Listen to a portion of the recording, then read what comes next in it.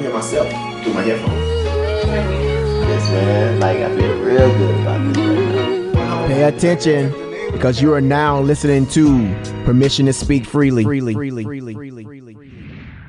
It's been a while. It's been a while since we had like an E5 on our pod, right? It's been a while. Been a hot minute. Yeah, couldn't wait to do it. You know, so hey, for the listeners, right? I want y'all to figure this out, man. E5 on the pod. Did he show up on time? For the listeners, did he show up on time? You know what I'm saying? Yeah. Y'all can figure that out. A little late. That's not like me. A little late. Well, hey, we only know what we know. You know, we only know what we know, man. That's all we know, man. Yeah, you put it in the clip last week, David. You said, hey, if somebody show up late one time, man, we can't judge him for that. You know what I mean? Hey, so you did say that. YN2, Alonzo Robinson, right? That's correct. YN2. Okay. The best rate in the game. That is crazy talk, but we're going to get into that in a second. But it's Alonzo Robinson, right? That's the full name, right? That's what. That's the correct. But Alonzo is fine. Now I'm addressing y'all as senior in chief. Yes. Damon. Nah, man. Damon. I'll let Damon make that call. Nah, we on the pod, man. I'm Damon. Damon and Damo. Yeah, that's what our listeners call us. Yeah. And then, I mean, when they see us out in the ships, they call us senior chief and senior chief. We both senior chiefs. Yeah. Right. And Tisha is EMCS, DCCS, and then LNC retired. Yeah, LNC retired. Oh, yeah. I was about to be like, nope.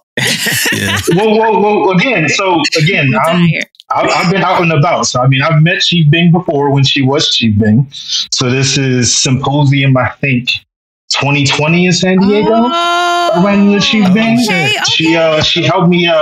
She helped me convert a LS2 to LN2. She gave me the course of action to help that happen. So, you know, it is a small name. It's a small name. Telling me she out there chiefing? What? This is crazy. Listen. This is crazy. Listen. Oh, absolutely. Hard. Okay. Absolutely. So Tish was in the streets, man. In the streets doing that thing. I was in the proud. streets. No. Chief Bing was in the P-Ways. She was in the P-Ways. Giving the guidance, giving mentoring. You know what I'm saying? All of that. In the streets. And he gonna have to come back. So I gotta start with an integrity question, right? This gonna be this how I know how we giving it up on the pod from now on. I'm gonna start asking this question to everybody except women. I ain't gonna ask women this question, Tish, and I ain't gonna ask Navy SEALs. And I ain't gonna ask Navy SEALs this question because they never seem like they really want to joke too much. You know, they never seem like they got too much time for the games, right? So this is my integrity test question. Okay. Have you ever peed in a shower?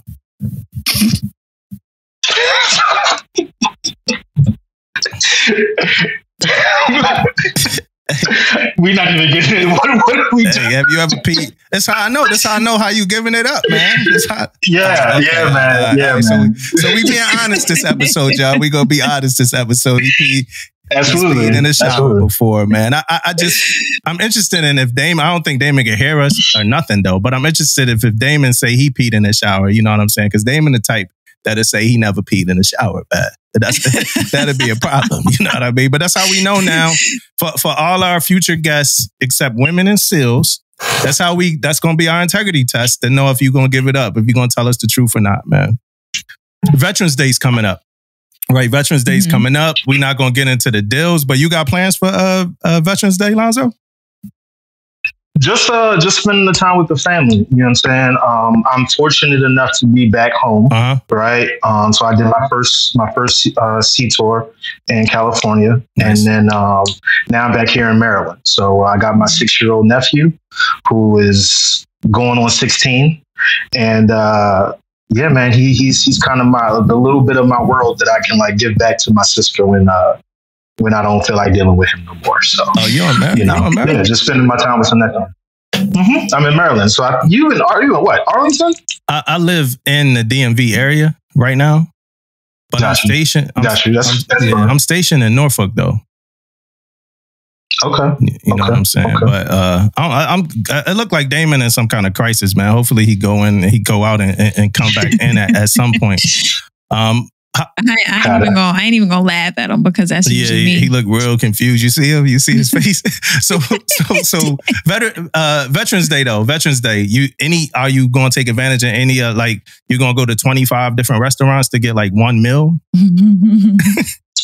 I mean, I'm trying to cut down the weight a little bit. I mean, I'm definitely going to get some free food though. That's gonna happen. We're not going to mess around with that. Gotta do it. You back, Damon? You gotta get the free. Hey, Damon, you back? Hey, for the listeners, Damon on Tisha time. Damon on Tisha time. I don't know what's going on. I'm telling you, it ain't a good place to be in. I don't know what's going on. To go, Tisha never went out and it was like irrecoverable like that. Like she normally go out and come back in. You went out, it was irrecoverable. Like we couldn't recover from that, man. You know what I'm saying? Hey, so Alonzo, we was talking about Veterans Day and we was talking about if you was going to capitalize off any of those meals for Veterans Day. You said yeah. Oh yeah, we gonna take advantage of stuff that's free. That's what I'm talking about, man. You got any spots that you like? Any like spots you know for sure is your spot? No, not really. I gotta really look at the list. I ain't 100% on like where I'm gonna go, but I'm gonna go somewhere and I'm gonna get it for free or for the very low. That's gonna happen. Hey, real quick, so hey, we gonna do this episode a little bit different, right? We're gonna talk about some stuff, then we're gonna talk to you about some stuff that like pertains to you. But we got some other stuff to talk about, but I want your opinion on mostly everything we talk about, you know, on this episode, in addition to like whatever it is that pertain to you. The first thing is this is a public service announcement to the listeners. I'm not an audio engineer, right? I say that because our anniversary episode to me sounded like shit. You know what I mean? So for the listeners, I ain't an audio engineer. And it sounded like that to me. It might not have sounded like that to you, but I listened to it through like 3 different sets of headphones and speakers, and it sounded bad, and I could have done a better job. I'm not a audio engineer, so it's not the easiest thing for me to do. So if it was bad for you, whoever that is that's listening, if it was bad for you, I apologize, and I'm going to do better. I wasn't on my Steve Jobs time that I'm normally on. You know what I mean? Where I wanted to be right.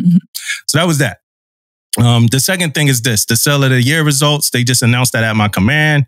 Congrats to the sellers. Congrats. Y'all did great. Congrats, man. Y'all representing the command. Y'all get parking spots and all that stuff. So congrats. But I was tight, y'all. I was tight, man. You know, congrats to the sellers that got it. You know, I'm happy for them.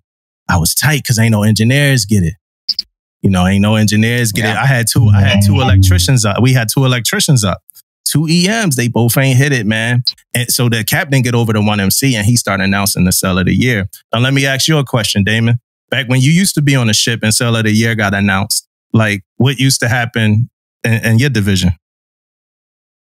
We all standing by. We all waiting. We listening and see who get it, man. Yeah, it was like the Ali fight back in the day. Everybody just standing by listening, right? Yeah. What about you, Tish? Same, right? Everybody stop and they in the office, whatever office you working at, right? If people stop, no one MC. Whatever office, like everybody stop and everybody's listening. They putting the staplers down, they listening. You know, right? Put the pen down, you know, and you ready to cheer. You was like you listening out. You my know? EMs was on the computer and they stayed on the computer. They nothing changed. Like they did not care, bro. And I don't know if it was because things are changing and like people don't really care, or if they felt like electricians wasn't going to win anyway, like the engineers wasn't going to win anyway. So they just was like, man, fuck it. You know what I'm saying? So I don't know, but I guess that's the first question I got for you, Alonzo, is back when we came up, like things like Seller of the Quarter was like, Seller of the Quarter, Seller of the Year was like a thing, a big deal. Like we waiting, we cheering, we running to other people, you know, shops when they get it. Is like a lot of the younger sellers still, first off, how old are you? So I'm actually 33. So I joined the Navy. Give a little background. So I joined the Navy when I was 27. Okay. Came in as an E1 when I was 27.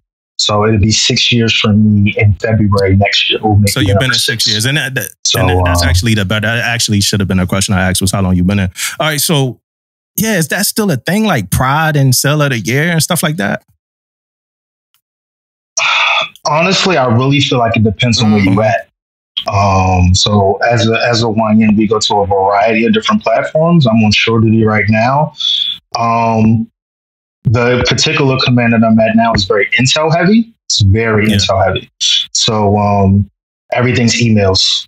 It's emails. People will come congratulate you. They'll see you. They'll congratulate you. But definitely different than the energy on the ship, right? Definitely different than the energy on the ship where people are coming to your office. They coming to see how you're doing. You know, congratulating you in a P way, all that type of thing. This was different. I think with the ship versus shore duty, you're just in the trenches more. Like whoever you with when you on the ship is who you with. That's it. Y'all got to grind it out. You know what I mean? Whereas though shore duty, you going home every day. You seeing your family and all that every day. So I think that's the major difference is just the environments. For sure, I would say. But I would say on the ship, out to sea duty, those components. It's not that it's any less important, but I definitely feel like when you're out to sea, turning and burning, that's when it really impacts that people. Camaraderie. Yeah. Absolutely. Yeah, y'all done seen each other. Again, though, congrats to them. They did good and they deserve it, man. I'm still a little tight because none of my electricians got it, but it's all good. One thing that it's a little bit different too, though, Damo. Like he was talking about the energy. I know on the ship, it's more than just ships, though. You know what I mean? It's the bigger you on a big ship, right? When you're on a small boy, man, your group is a little bit closer, and on the carrier, man, like you got so many freaking people on there, man. Like they come over to 1MC. Like another big deal is like when the captain comes over to 1MC or anybody come over to 1MC, you damn near like stopping to listen. You know what I mean? And what's going on a small boy, on a carrier, man? People talking on 1MC all the time. They probably ain't even like really like paying attention. Yo, you're right. My captain over the 1MC like 3-4 times a day, man. Yeah, you're right, man. Like, he just get on that thing, man.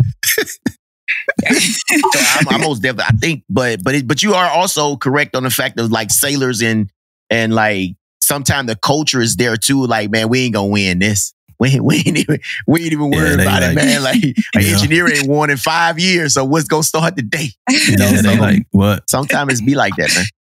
I mean, I noticed that supply dominate them things too, man. Every ship, every platform, every supply, and everybody always want to hate on the RSs, right? Loading up what they doing. They loading up the soda machine. That's what everybody always say.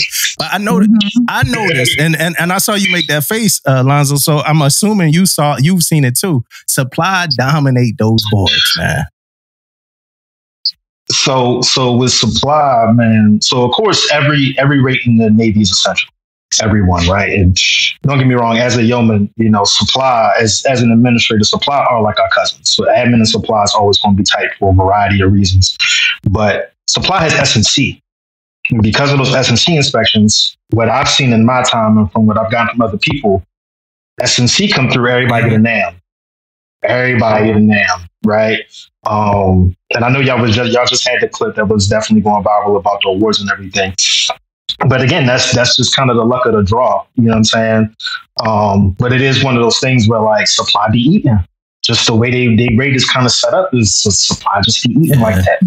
S&C, I mean, again, I know Damon was talking before about how in the previous part, he was talking about how, hey, so a sailor deserve it. I'm not here to knock nobody. You know what I'm saying? But for me and my experience, and I'll get into some of the things later, is just if the sailor deserve it, the sailor deserve it. Yeah. Give it to them. Like, there shouldn't be no limitations. And again, the big Navy instruction don't put ranks on nothing. So there's no, chiefs get comms, junior sailors can only get NAMs. Like, especially in the environment that I'm in now, I've been seeing different pay grades have different types of things. Just to kind of add to that, I sat in on an awards board as the CMC for a little bit. And they did a fleet week or something. And it was like a commander and I think it was a JG. And they did the same exact thing. They had the same exact award write-up. Same, like it was the person who wrote it copied and pasted it. He had like blanket write-ups. The recommendation for the award for the commander was higher than the recommendation for the award for the JG. It was a bigger award. And we right. I'm like, why? Like, are we awarding the merit or like what, like the campaign, like what the person actually did? Or are we awarding the rank? You know, I'm like, we got to figure this out. We actually had to go back to the drawing board from that awards board because like I kind of shook the table a little bit. Like, nah, like this don't look right. So, well, a lot of times though, it comes from command instructions though. Like in the beginning, like you're right, there was no rank structures to it, but the command put something on it. He'll be like, okay, E7 and above get this and E6 and below get this. That's where all the labeling go into and who gonna get what type of award. But like Alonzo said, though, there's really no, structure on who should get what, but commands normally, put something on it. Yeah, like before. I've seen that mostly for like in the tour awards though, but not like for the spot. Campaign. Yeah, because here's a question right before we continue. If a commander and a JG, like they pretty much working together hand in hand, right? So they get the same exact write up. Who y'all think did the heavy lifting? The JG. But again, so if I'm a comment, and we'll get into this later because I know it's another topic I want to talk about, but that also happens in evals as well. So you have times where that second class, that first class is turning and burning. Now, don't get me wrong. I'm gonna talk about both sides. I'm not going to be capping for. I'm not going to be hyping up the Chiefs, and I'm not going to be hyping up just the junior sailors. But it's a lot of times in evals too, where evals and fit reps, where the junior sailors is the ones that's turning and burning, and then you look at that Chiefs eval and you like, what's going on here? Now, at the same time, I do want to keep in mind the fact that if something does go wrong with whatever those junior sailors are doing, the chief is the first person to take the hit from the triad, CMC, XO, CO, etc. Right? But again, you'll give the chief a calm, but when it comes to that second class, that first class, it's a lot of hesitation. Oh, did the numbers really this much? Oh, did they do this many tag outs? Did this happen? Like that disconnect, or not, I don't want to say disconnect, but that like overlap of who's really doing what, etc. I've seen it too. Like, I think that's something that's across the Navy where you see, a second class, first class, they doing a lot and other people are getting the credit for it.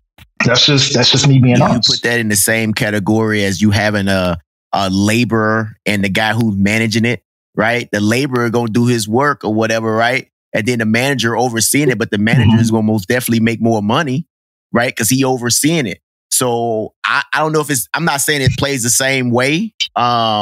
Even our evals, things are written differently, like, because you got somebody who actually maintenance person doing something, but you have a guy that's overseeing it. So the evaluation is written differently. And it goes back to the award. The award should be written a little bit differently too, because it shouldn't be written as doing it. It should be written as either in charge of it or manager. You know what I'm saying? It's kind of like written a little bit differently. Spearheaded. And then the other side of it is but I think it just happened not too long ago when it has a com, because you don't have to have no write up with comms no more in the 1650 no more. Normally you used to have it on there. You had all your write up and all that stuff on there. So now it's not like that anymore. But what I'm getting at is though, you won't give anybody a comm or anything higher than a comm because it's hard to justify it when you actually, what's the word I'm looking for? Like it's a word I'm looking for when it comes to like the manager side of it and the actual the maintenance piece of it. You know what I mean? A comm is a rank award at this point. Right? Like it's like a rank award. Like people above a certain pay grade get comps. Like a comm ain't a fucking award for everybody. Like ain't no second classes, it's not that many second classes just getting comms. So if you read what these awards, like if you read the 1650 and what you supposed to get these awards for, and some of these things, because they tell you some of these things is like operating outside of like the scope of your responsibility, like operating outside of your job, stuff like that, right? So I look at it, I look at it like most of these awards that we get, like period, as sailors, period, we probably shouldn't get them, right? We probably shouldn't get like a lot of awards. Like a lot of the people that get NAMs shouldn't get NAMs. A lot of people that get comms shouldn't get comms if we going off of like the guidelines of what's on the award, right? But I think now comm pretty much transitioned to like a E7 and above award. You know what I'm saying? But that's me understanding that Like, we all probably shouldn't get these fucking awards. Unless 9 NAMs and 3 comms. Man, what'd you say? Unless you're a recruiter, man. The recruiters be coming back out the seat, man, with like 5 comms and 13 NAMs and, you know, but it's a numbers game with them, though. Yeah. And that's just me responding to what Alonzo was saying. Like, I don't see a second class getting a comm, and like, it's probably not that's like, I mean, it's like holding the mirror, you know, to see the ugly truth. It's probably not like a real reason outside of rank. But I also, if you really look at a comm, probably nobody that's getting it should actually get it. Mm-hmm. I think the problem that a lot of junior sailors feel when it comes to awards, and sometimes depending on what the recognition is that it feels like, right? And feelings aren't always facts. Feelings are not always facts, but it feels like the combination medal was coming out somebody's paycheck. Like, for somebody to get a name, it feel like it feel like you depending on what's going on, the person's job, what they're doing, all of that, it just feels like it's such a hard justification when, again, if the first class and the chief is working hand in hand on something, the first class going to get a NAM, the chief going to get a comm. What's really wrong, big picture, and it's not even that y'all have to give me an answer about this, right? But big picture, what's really wrong with both of them getting comms? So, you know, that's what I'm saying. Like, on my first command, and it's just my response. It's not like a direct response to that. But at my first command, I had an MR1, and he said his dad like built a bridge while taking enemy fire, right? And he got a NAM. You know, I got a multitude of NAMs and a comm, and a multitude of NAMs and a multitude of comms at this point. But I never built a fucking bridge while taking enemy fire, right? So that's like where I get to the point of like, do anybody that? So it's like it's this weird world now. Because when Damon put that clip out, somebody was saying, well, NAMs should be hard to get and all that. I get that, but it's like, when one person start taking steroids in baseball, for instance, when one person start taking steroids, shit, we might as well just even the house out at this point. And I might be saying something that's way higher than what the listeners like thinking I'm saying, and I might not be saying what I'm saying, but I know exactly what I'm saying. What's your thoughts, Damon? I'm interested in your thoughts right now. Well, I'm kind of what you were saying too, man. I think for you, Alonzo, I'm thinking most of the time it's probably a rank thing too, like Dumbo said. You know what I mean? I think that's the biggest takeaway I can give you is that it's a rank thing. Is it the right answer? Probably not. But that's what I kind of see. That's what I've been seeing anyway when it comes to things like that. And then like I seen people like I seen a senior chief that was the SEL, and I seen the master chief was the SEL, right? When he left the command, senior chief got a comm. The master chief got what there's the Legion MM. What is that? The Meritorious, whatever medal that is. The MM, Meritorious Service Medal. So he just got different things because of rank. It's a rank award. A rank award. Yeah. So I mean, I guess we could kind of. Or is it rank or is it position? Rank. But both at the same position. Position and rank. Position and rank, kind of the same. Oh, they both had the exact same. Oh, he said position. So he said they both had the same position. Yeah. So I think that we could like wrap that with like just talking about like writing these awards based off of the criteria. It's criteria. Y'all know that, right? It's a criteria for like the award and how you. I remember I wrote myself up for a comm, and my chief came back and he was like, "Hey, all this stuff." So I wrote myself up for a comm. Chief comes back to me. He like, "Hey, I need you to take out all the stuff that you did outside of E division." I was like, the stuff I did outside of E division is why I wrote myself up for the comm. You know, he was like, I need all that to come out. We gonna trust me. We gonna fight for you to get the comm. I'm like, I'm not taking out that stuff because that's the comm shit, right? So he pretty much, I couldn't win that fight with Chief, man. So he pretty much made me rewrite it. He took it out himself, and I wound up, getting an AM. You know what I mean? Because it was all E-Div. It was all electrician shit. It wasn't no outside of the scope of my normal responsibility type stuff. You know what I'm saying? Hey, Damon, do you piss in the shower? Have you ever pissed in the shower, Damon? Because you couldn't hear us when I asked the question earlier.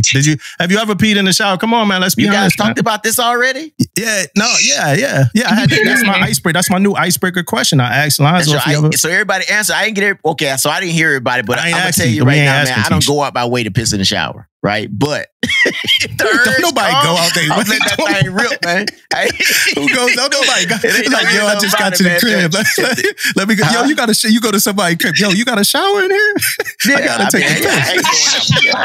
I squeeze it out every now and then, man. So you piss. Yeah. Hey, want me to tell you when I thought about that question? Yeah, please tell me. I was in the shower pissing.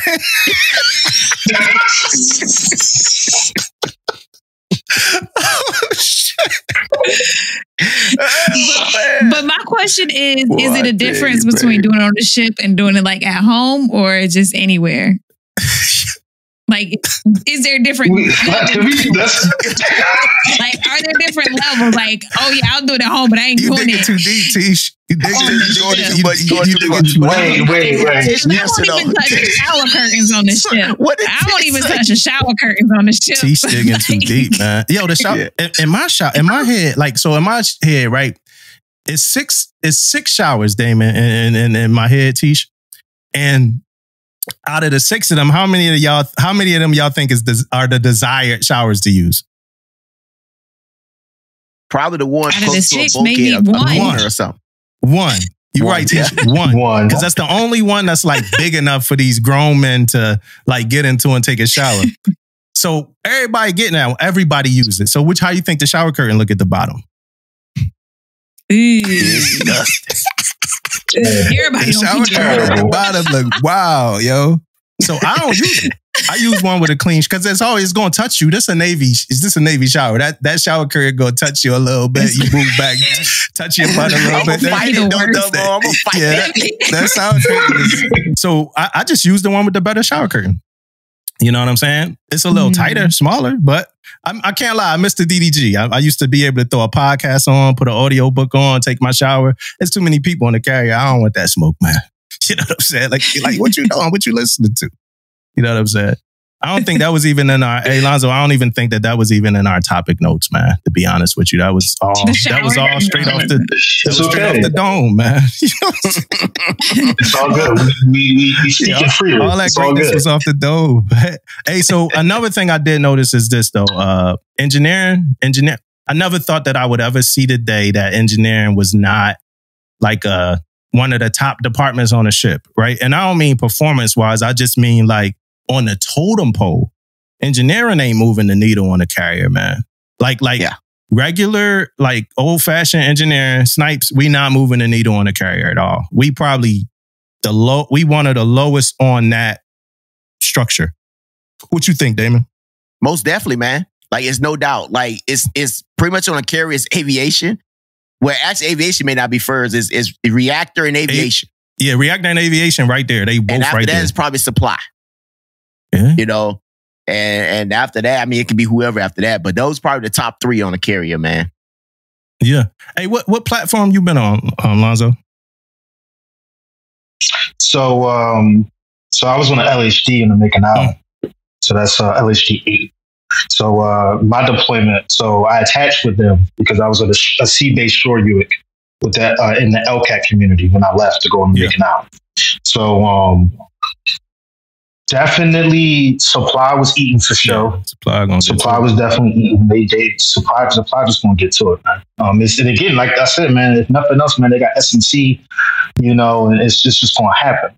Other than that, BMs, man. BMs was doing their thing for sure. BMs was doing a lot of evolutions because, again, that was my only deployment so far in my career. I deployed during COVID. Oh yeah. So we didn't make no stops. We was just pulling in. Not beach jet. What is it? Not really doing port like visits. Just stopping. Beer on the pier. There we go. That's what I was looking for. Thank you. Beer on the pier. And that was pretty much it, man. Honestly, I think the only place we really went out to on the way back, we did Guam for like 3-4 days. No, it wasn't even a whole 3. What am I talking about? It was about 2. We was on Guam for about 2 days, and then came back. And next thing you know, we was in California. How many YNs did you work with in the office? YNs or PSs? YNs and PSs, all of us together on the LHD. That's a lot. It probably was about, no, it wasn't a lot, man. Not especially not towards the carrier numbers. Absolutely not. It was probably about between admin and personnel, maybe like 12 to 15. You ever heard the episode or saw the clip where we talked about the admin office? Like, and it being like the dude, the guy, YN. You ever saw that clip?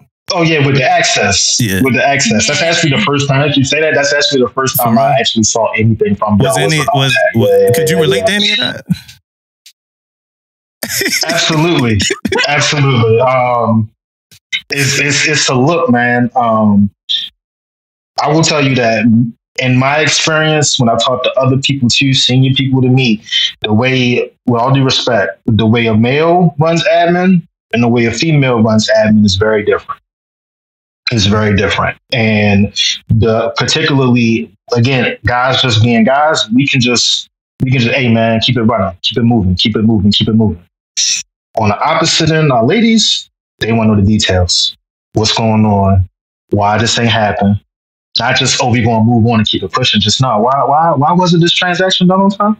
Why you ain't submit this game package? Like, what's going on?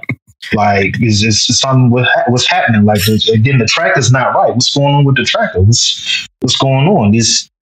So it's a different methodology. But that whole thing with the access, though, I've definitely told somebody I don't have access when I actually do. So that's definitely happening. Admin and medical, I think, are the two rates to me that, like, where rank is to me, rank is a little funnier with admin and medical than it is with most of the other rates, because mostly every rank got to deal with whoever it is that's in admin or whoever it is that's in medical. Like, for instance, they were giving out the flu shots on the ship last week.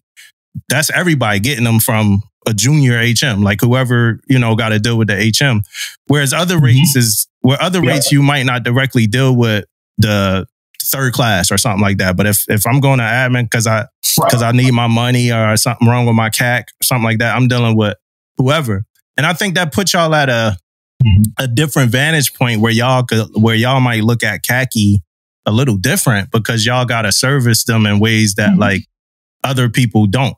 You know what I'm saying? And that ain't even a question. I guess that's just a thought that I had. You know what I'm saying?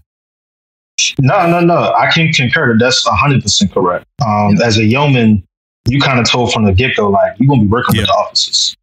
And for me, even being in the LCAT community for my first tour, our operations office, it's all bosuns in there. It's probably about, at the time I was there, it's probably about 10 to 14 bosuns, whether they was LDOs or warrants. And they bosuns for real, yelling, cussing, meeting starting at 06 in the morning. What's going on, MFs? This, that, and the third. Like, that's just how it ends up, man. And then ultimately, officers. But it definitely does put us at a different vantage point, because you realize really, really quickly, like, at the end of the day, all these ranks and these pay grades, all that stuff matters. Yes, but at the end of the day, all these people are people. They need their paychecks to be on time. They need these designation letters to get done so the missions can get executed. Yeah, GSM1 needs his EI letter so he can go down here and handle business. You know what I'm saying? DC2 needs this because he needs to go handle business. Right? So whatever the pay grade is, not to say we look at people or treat people the same. I don't want to say like you treat people different based on like rank and stuff like that, but it's just, it's kind of just in accordance with, you know what I'm saying? Like, people may get precedent. Hey, admiral come on board, it's admin going to tighten up. LNC knows this. You know what I'm saying? That's probably one of the first places they come in when captains come on board. That first day, the first impression is everything. So our vantage point on what we seeing, we doing that captain's checking. Like, he kind of basing how the command almost sometimes run based on admin. Yeah. I think that rank get that privilege in that kind of way too when it comes to service. When it comes to customer service, and how because I'm an electrician, so we do some customer service stuff too. Right. And I agree. I don't think that that's wrong either. You know what I mean? I think that like a captain worked his way up to be her way up to being a captain, and like I might drop what I'm doing here and go take care of this, of this captain in this moment. We had a master chief, dead end cable on my ship. If it's a dead end cable, they call the electricians go down and like on the spot and they do this. And they figure it out, stuff like that. We had a master chief who called us. I didn't know. He talked to me. I didn't know who he was. You know what I mean? And so he called about the dead end cable, and I actually didn't know what the protocol was yet for it either. I was just like, all right, we're gonna get to it. We're gonna go find a dead end cable and do what we need to do for it in a couple minutes when we finish up what we doing. Man, I wound up finally getting down there. The master chief was like, "What's up, man?" Like, I'm like, "Shit, I didn't even know that was you who called, bro." Because it's just like. Just that respect, you know what I mean? Like he been in the game. I didn't want him down there just waiting for me, but I also didn't know, so then he kind of schooled me on his. I think on here, y'all, like we have to stand by until y'all come and all that. I'm like, man, bro, I wish. And this dude, I just happen to really respect him too. He like a master chief. I would have stopped everything I was doing to go help him, and I would stop everything I'm doing to help a junior seller too. That's not like a a thing. But in that current situation, I was in the middle of something and I wasn't going to stop doing what I was doing to help the person. However, I would have stopped doing what I was doing if I knew that was him. And that had to do with respect. That had to do with respect for him being a master chief. And I look up to him as well. You know what I mean? So I see it on the side. I mean, am I tripping right now, Damon? No, not at all, man. That's kind of where it's at, man. And what it is when it comes to like rank, man, like you said before, man, people been in the game for a long time, man. You have to respect that, man. They work their way up to get to a certain point, man. So you have to like respect that.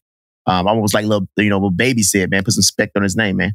Yeah, because I tell my sellers, bro. I tell all my juniors because I don't want to I don't want nobody. I tell all my sellers like unless I'm talking to the captain, top snipe, or CMC. You stop me from what I'm doing if you need something. I don't like to have a seller just standing, waiting, like just standing there, like lingering, like waiting for senior chief to stop talking. I'd be like, yo, you take precedence over whatever I'm dealing with. Like stop. And I normally, they don't even got to stop me. I normally turn around like, hey, what's good? You good? And sometimes they look funny, like, damn, he's stopping. Like, yeah, you good? Like, what's up? And I tell whoever I'm talking to, like, we could get right back to it. So I'm not keeping them waiting either. Hey, YN2, is that going away though? I kind of see that going away a little bit. Like when a senior person come in, the respect level for that person, is that going away? Do you see any of that going away when it comes to a senior person? No.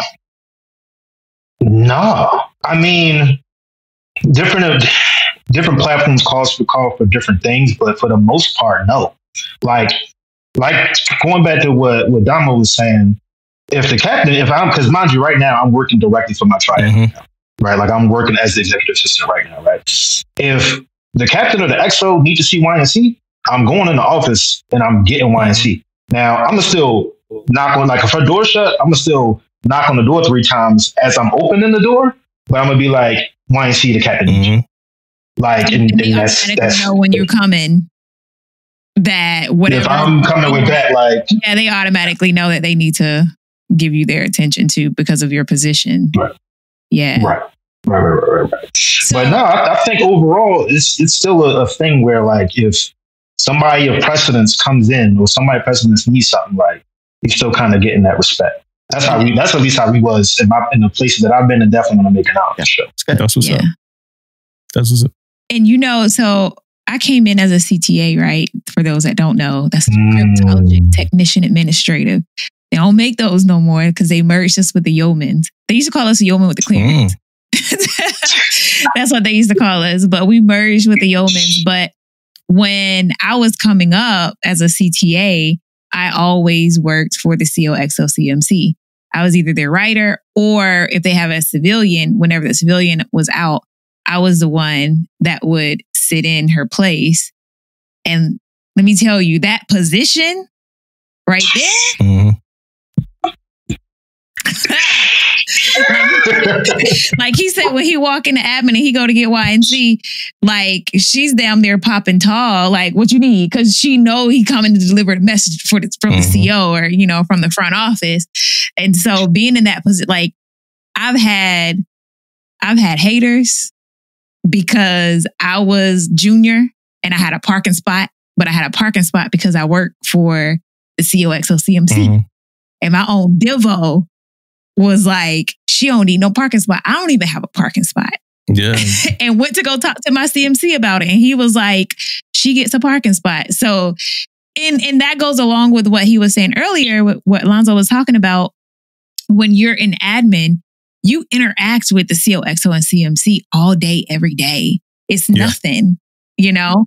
And then when they have their meetings, when you're sitting down with the COXO and CMC in their spaces or whatever, you have department heads that are coming in to talk to them.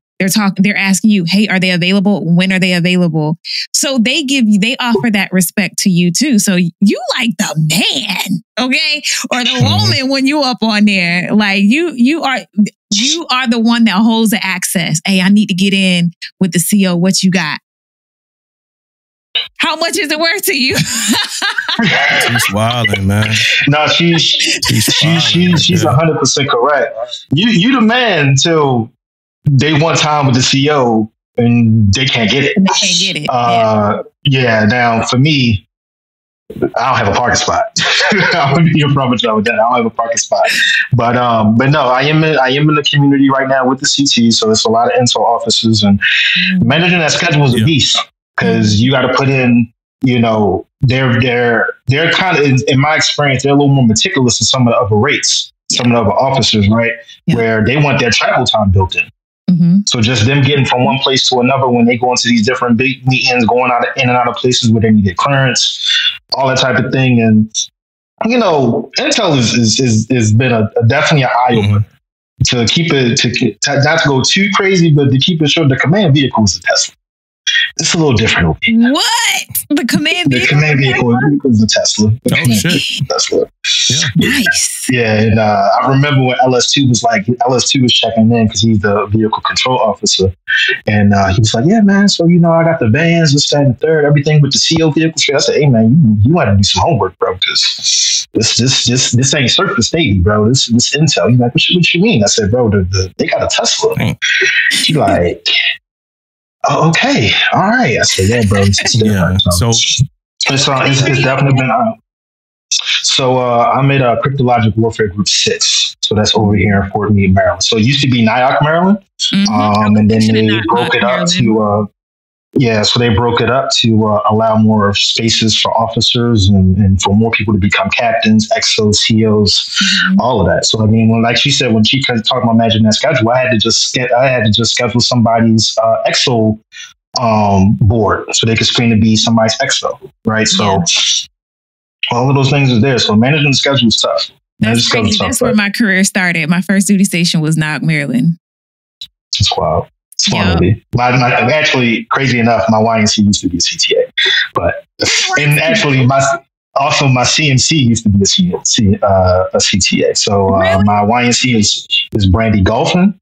And then my CMC is Command Master Chief Kimberly Ferguson. They tough, but they fantastic for sure. Yeah. All right, I got a question because this whole YN connection thing, man, is the thing. You know what I'm saying? I got some listeners, man. I'm listening. Listeners, like, what the hell? It's like a memory. The yeoman rate is the best rate. We got you. I catch the bait. So here's a question. When you and so I'm like all of these questions just for the listeners because we about to get into some stuff, right? So all of these questions is from Lonzo, right? He's not speaking for the whole generation of sellers or not like that. Just Lonzo. When you now I'm about to ask you a question about the whole generation of sellers, but when young sellers nowadays hear or say leaders, are they talking about E7 and above or E6 and above?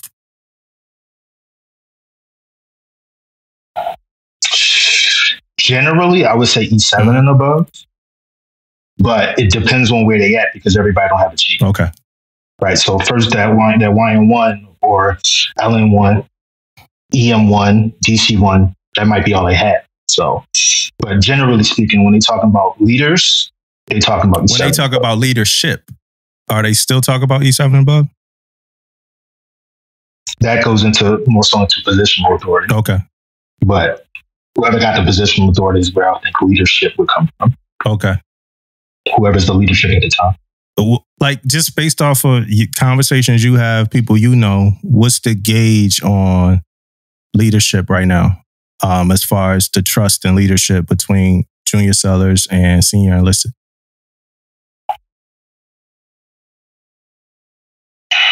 It's broken. I would say it's broken. Because, and it's a little different for, I know we just got off of it, but it's a little different for YNs just because we see so much more of the black and white very, very early in our careers, right? But for a lot of junior sailors, the Chiefs code all the cards. You know the instructions, you know the policies, you've been through it, whether you was a junior sailor that came up and been through it, you know how mass works. I can tell you most junior sailors, E4 and below, they have no idea what a DSO or a real SO is. Yeah. If they were to get in trouble and reach out to somebody, if they needed to reach out to somebody, right? They don't know how that works. They don't know that, oh, you need to have like, not to say need to, but there should be some history of counseling just before somebody goes to DRD, XOI, captain's mess, right? Y'all hold all the cards. Y'all know what a good eval is and what a bad eval is. Even if we're talking about, you know, I mean, again, I know I'm saying things that are administrative, but just as leadership, you know all the ins and outs. So yeah, they can go off of what you say and they're going to a degree to trust what you say if you built that relationship, right? Building that relationship piece is key. But I would say a lot of junior sailors, some of them don't trust the leadership, man. A good amount of them don't. You know, my experience has been a little bit different, mostly because of my age, I would say, because I'm a little bit of a cheat code in that regard. But I would say a lot of junior sailors aren't really that trusting of leadership. This is just my experience off what I've seen. Yeah, you got thoughts on that? So I'm thinking like, okay, so the trust in leadership. So you don't think they trust that leadership is being trusted because of they know a lot about things and they know how to maneuver. I think that's a positive though. You know what I mean? I look at it as being positive. So now we can help junior sailors, you know, maneuver and get where they need to go. Right. So I think that's more of a positive. For junior sailors though, sometimes, man, what I see, just to piggyback on the whole question, the whole thing, is that I think we go down, everything start going downhill when they don't understand the why.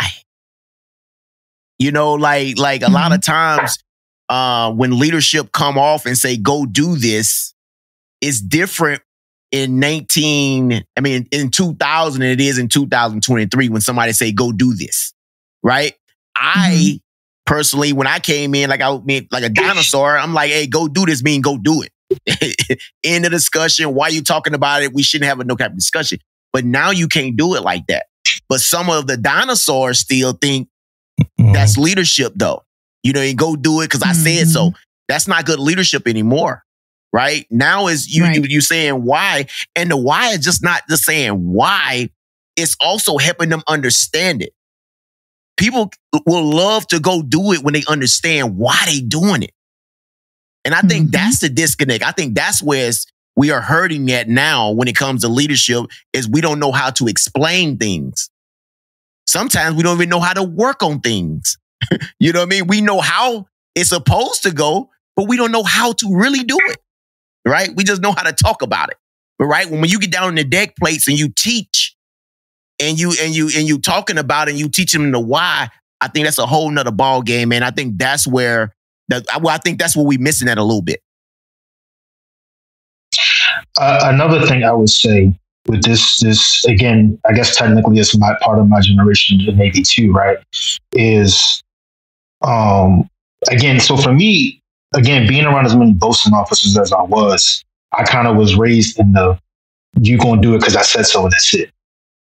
Some of y'all came up that way, like, hey, this is what Chief for the first class said we're going to do. This is what we're going to do. It's not going to be a bunch of questions and that it. Sometimes it's still like that. Sometimes it's still like that. Like most definitely. Senior Damo say we got to do X, Y, and Z. We're going to do X, Y, and Z. It ain't going to be a bunch of questions. Sometimes it's like that, and sometimes it needs to be like that. But again, the kind of going into what he said too, like even some of the yelling and all that stuff, it don't really work no more. I mean, you're talking about to give example, you talking about a bit of the generation coming in right now who went through RT. Me and another second class were just talking about that. Went through RTC and didn't even get IT. Yeah, I'm hearing about that. I'm hearing that. Like, didn't get what? I couldn't like hear that. Like they didn't even get IT. Didn't get IT. They didn't get any IT as far as being an RTC. They may not have even been yelled at in RTC. Of course, I'm not an RTC, so I can't talk about what was going on at that time, right? But the amount of restrictions I can only imagine as far as being an RDC versus what you're normally doing, pushing boots, and then turn over like, oh yeah, you can't do this, you can't be too close to nobody, you got to wear masks, this, that, and third. I mean, you talking about somebody who might have went through RTC and didn't even see their chief or their first class's actual face. I got a canteen slapped out my hand, and this was in like 07, man. You know what I'm saying? They slapped that canteen.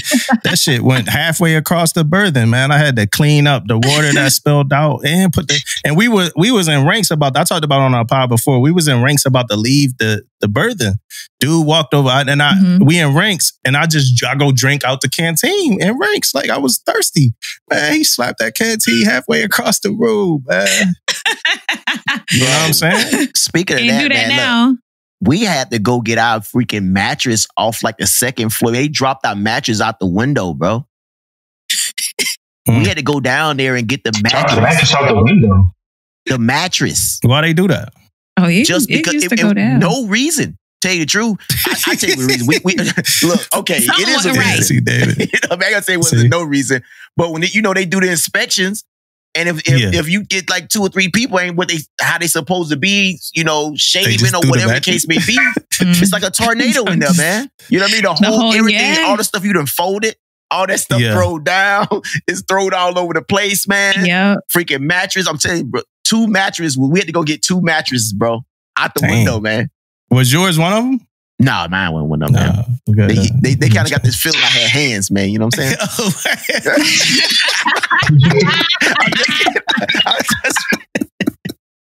Hey, like, we ain't gonna mess with that, dude. Yeah, man. Hey, it's some crazy stuff happened back in the day, though, man. Back, like... It did. Yeah. But, you know, that kind of shaped how I am now, because my kids, when I go in their room to check after they've cleaned it up, they claim they've cleaned it up. I'm pulling stuff out. Like, if it's wrong, it's like I'm doing a barracks inspection back in boot camp, or, you know, birthing inspection in boot camp. Like, I pull stuff out and I'll take down the mattress too, or take the mattress out the room. I've done that before to my kids, and I got it from boot camp.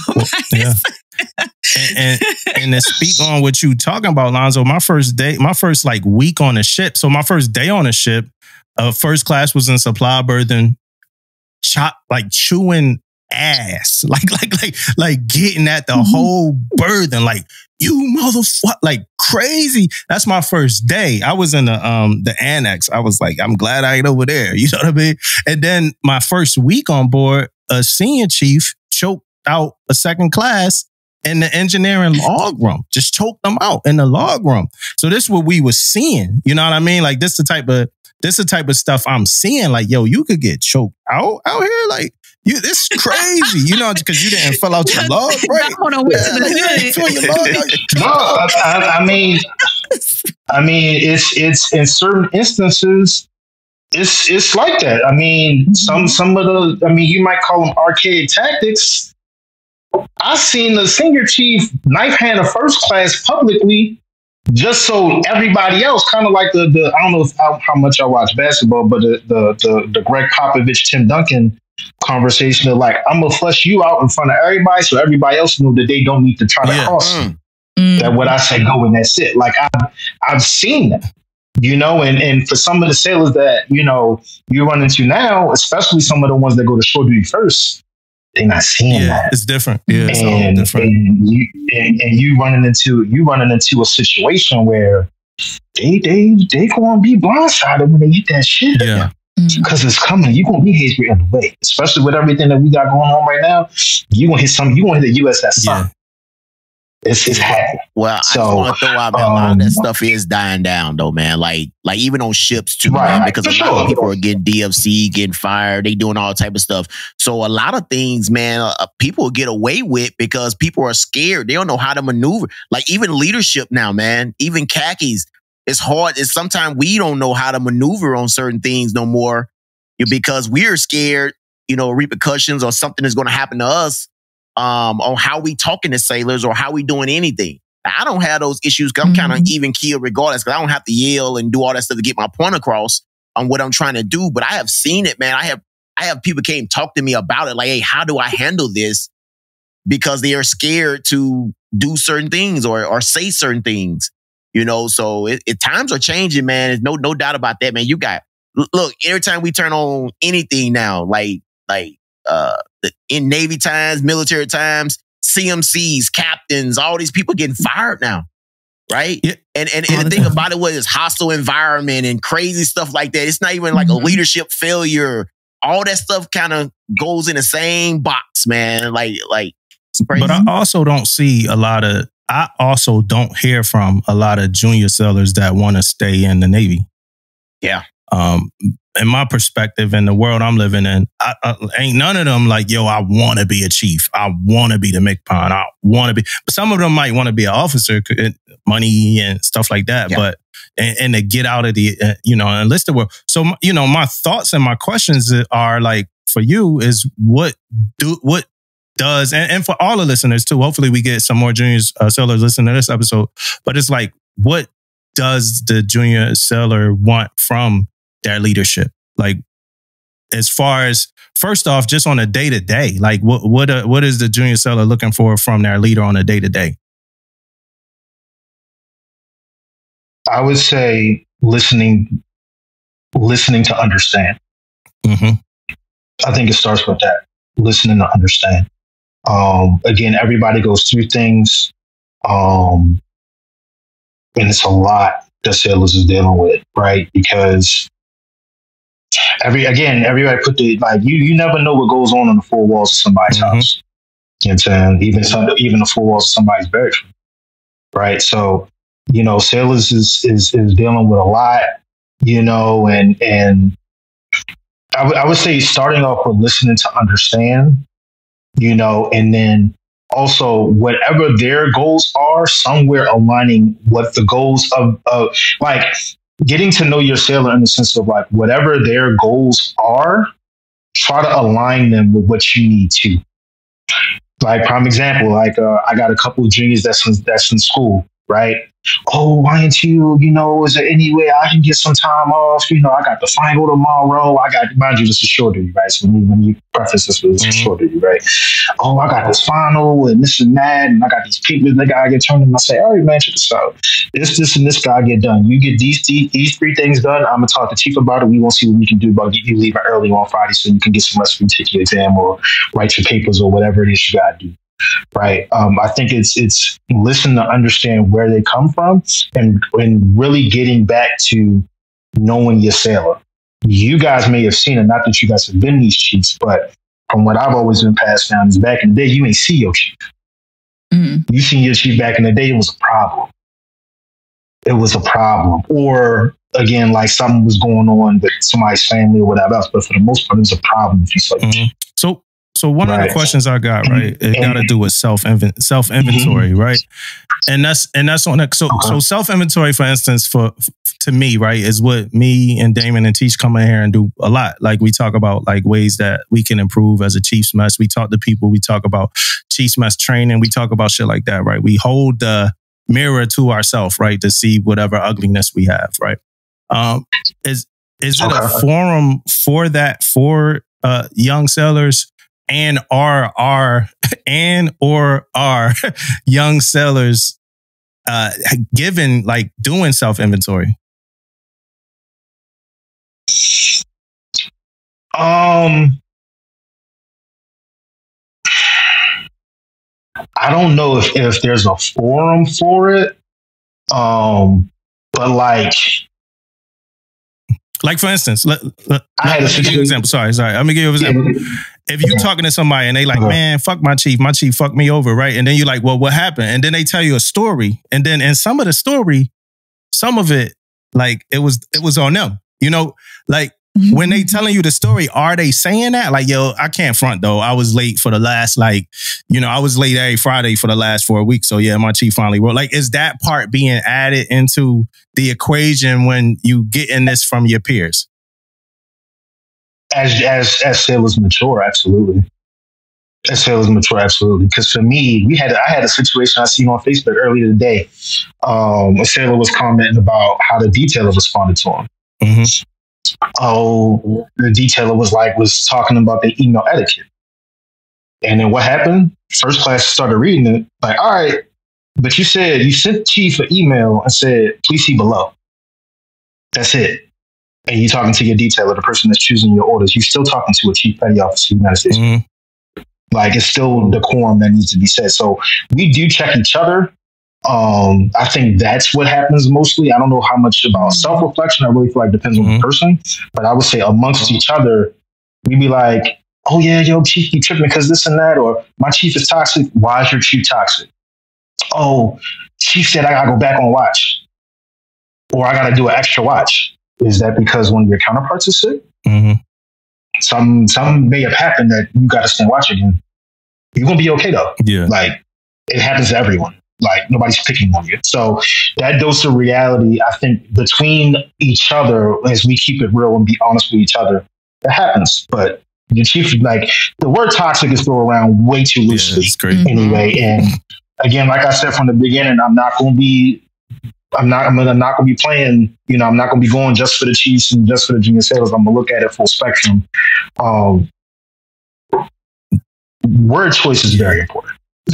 Word choice is very important. Like, and again, I think amongst ourselves, though, as junior sailors, as we talk about things and talk things out, and we get more perspective from different people, we start to really see, like, oh no, I was tripping. Yeah, I've been late 3 times. Yeah. And for the young sellers, just real quick, coming off of what you just said about the email, right? It's a thing. It's called bluff. Bottom line up front, right? A lot of people don't know what it is. I know that because I ain't found out what bottom line up front was until I was a chief, right? So I know a lot of people probably don't know. I'll be honest about that. Bottom line up front. So this is what you do, because see below makes sense. See below email makes sense. Like, hey, that's what you want them to do. So like, go read this email. So they usually have like 8 people, right? So, 8 different emails under. So hit them with the FYSA. See below for more details. And then hit them with that bluff, bottom line up front, and give them the overarching theme of whatever these whole shit is going to be. And if you want to follow more, follow this thread. That's how you do it. Bluff, BLUF. That's bottom line up front for the young sellers. Put like 3 lines in there. It's not long. It's not long at all. Just 3 lines, like an elevator pitch. Yeah. Quick. Like if you want to see somebody in the elevator, be like, hey, you got this email. This is what it's about real quick. And then you hop off. Like that's what it is. Yeah. Alonzo, where you get your motivation from? My motivation comes from my mentors. Who are your mentors? My motivation comes from, it's a long list, man. YNC Jasmine Rigsby. Oh man, there's some titles out there. Warrant Officer Brandy Johnson. YNC Tony Wynn. Beast. YNC Alan Trahan. It's a lot, man. I got a pretty deep bench, but they thoroughbred though. They cold. Yeah, they legit for sure. Hey, so this what I want. I got a message for young sellers too, man. I feel like I kind of give a little bit of what happened and from my aspect of the story. One of my sellers was wearing a jacket that I never saw. And I'll never talk about my division, but I'm going to talk about it a little bit right here. So one of my sellers was wearing a foul weather jacket that I never saw worn ever in the Navy. It was a Carhartt jacket with the Carhartt logo. I'm like, hey, that jacket ain't authorized to wear in the Navy. And then pretty much the response was pretty much like, well, since when, senior? Like that was pretty much the response. Like, since when, senior? Because these people been wearing this, I guess from what they know, they've been wearing a jacket. They actually used Navy money to buy the jacket or whatever. They got the jacket from like the ship issued them out. So, and I'm like, damn, like I've never seen a Carhartt jacket. So, I start digging and like getting information. I find out that this was something that the ship did. And we're actually trying to get out of it because it's not, authorized, right? But it also led me down this other rabbit hole to where I'm in my head about it. And I'm like, why would I ever ask you anything if it didn't come from somewhere black and white? Because I don't do that. Like, I don't just pull shit out of my ass. I know that ain't in no uniform instruction. You know what I'm saying? So, but I want more a young seller, because the question I asked coming off of that was, hey, can y'all show me the instruction? Because the jacket was nice, and I like, if I want one. You know what I mean? I actually wanted the car, but I want to say this to the young sellers, like, ask to see it in writing, right? Find a creative way to ask if you can see it in writing. If I get corrected, right? If I get corrected, I'm gonna be like, hey, can I see that? You know, just so I could actually learn it and see the black and white. So I could, you know, don't like, it's different strokes for different folks. So some people might try to like act like an asshole or whatever. I don't think that that's okay. If a young seller challenged me and asked to see some shit in writing, I'm gonna go find it in writing and I'm gonna show it to him. Like, all right, yeah, I'm gonna go find it in writing. 9 times out of 10, I'm not correcting you without seeing it in writing first. Like, yo, this. Like, I corrected somebody on a backpack before, and I'm like, hey, that backpack, from what I know and remember from the instruction, you shouldn't be wearing that. But I'm going to go get it and show them. Because the way I'm looking at it is like, it might be bad, but I'm looking at it like I'm helping them get into like standards. Right. Like, so, you know, even when I'm correcting somebody, I'm looking at it like they probably doing this because they just don't know. You know what I mean? So that's the way that I'm approaching every time that I'm correcting somebody with grooming standards and stuff like that. But I urge y'all to ask to see it in writing. I'm asking that whether you junior or senior. If you seeing it, you telling me something, yo, let's look that up. Let's go find it together. Ask to see it in writing. Yeah, and that's for the young sailors too, to try to find a way to ask it. But even for the senior, like me, man, if I'm correcting somebody, I probably saw you before, and now I done went back to my office and looked this up. Right? Because I might have not been sure. I may not knew. You know what I'm saying? I think it's wrong, but I don't know.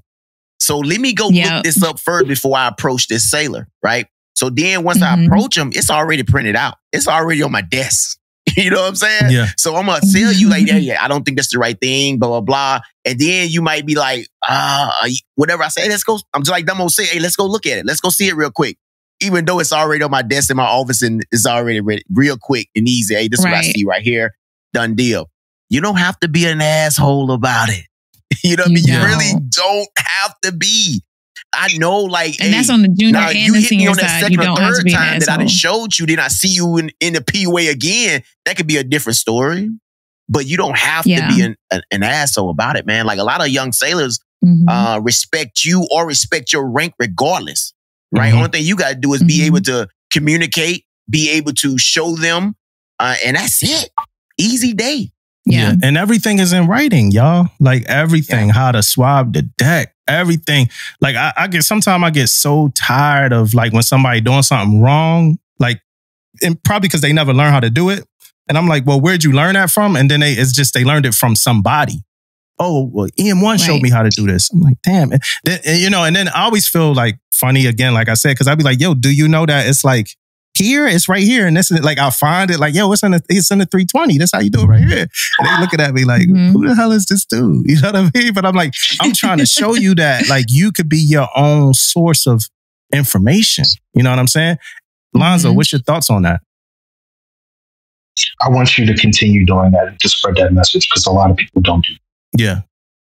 A lot of people don't do that. What you're doing is exceptionally empowering.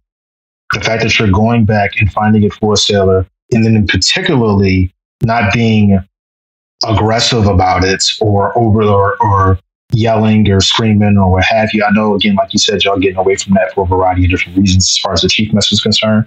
But a lot of people is just, a lot of it is still in some aspects, because chief said so.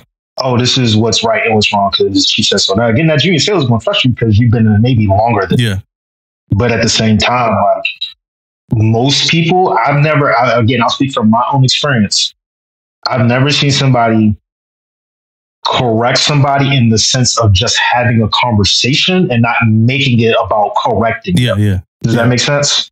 Like a lot of people make so much force about, oh, I corrected you, when it's like, oh no, let me show you how this is actually done. those are two very different approaches. And what I can tell you from a junior sailor perspective is that will make you, even from a junior sailor standpoint, make you even more approachable than you already are. And then sometimes, because a lot of people are afraid to talk to senior leaders in the Navy. And then sometimes it's hard to, sometimes it's like a fine line, right? So I give another example, right? I go down to admin. This for y'all, right? You admin. So I go down to admin, and I got in accordance with my command instruction, 60 days prior to a significant birth qualifying event, you got to turn in the paperwork for the days that you suspect that, you know, you're going to be on leave because of the baby and stuff like that. So I brought the folder down 60 days prior to. Now me, whenever I route things, I got the instruction in the folder when I wrote it, right? And everything that pertains to the instruction is highlighted. That's just me. I'm that person, right? That's how it's supposed to be. I get down there, and the dude like, hey, senior, you don't need to turn this in yet. Right. And I'm listening to him. I'm not being aggressive with that. I'm like, okay. He like, cause you don't know. He's like, you don't know when you taking leave. Cause you know, you don't know when you having a baby. So I was like, well, my wife getting a C-section. So I will actually know the date. Right. And I was just responding to his reasoning. He's like, well, see, and he was like, well, see, that don't matter really. Like, you just don't need to turn that in yet. Right. Until he said you don't turn that in until after she had a baby. I'm like, and in my head, this don't make sense because I'm gonna be gone after I'm not turning no paperwork in after my wife have a baby. I'm gone, right? Mm-hmm. But I was like, hey, so I asked him a question. I was like, hey, and I'm like, I'm just asking this just to know. I'm like, because looking at the instruction says 60 days. He was like, yeah, that don't matter. Boom. So before I left, though, I'm like, are y'all sure? Because I'm just trying to I'm that dude that I'm following the lines. I'm doing all that the right way. So I'm like, are y'all sure? Because it's what's on the instruction. So then the one dude from the back, he was like, hey, tell senior to come here. So when I came to the back with the other dude, now this the dude that was supposed to be like the reinforcement, like he about to really help get this thing done, right? I'm like, yo, can you just put up the instruction so we could, I'm like, maybe I read it wrong. I could be wrong, right? And look, trust me, like it's like I'm easy like Sunday morning in here, right? I'm like, I could be wrong. Can you just pull up the instruction? He never pulled the instruction up. He just looked at my shit. He just looked at my request. I'm like, when is this dude going to just grab? So luckily, I remember that I had the instruction in the folder. So I just I was like, see, it's right here. It says it right here.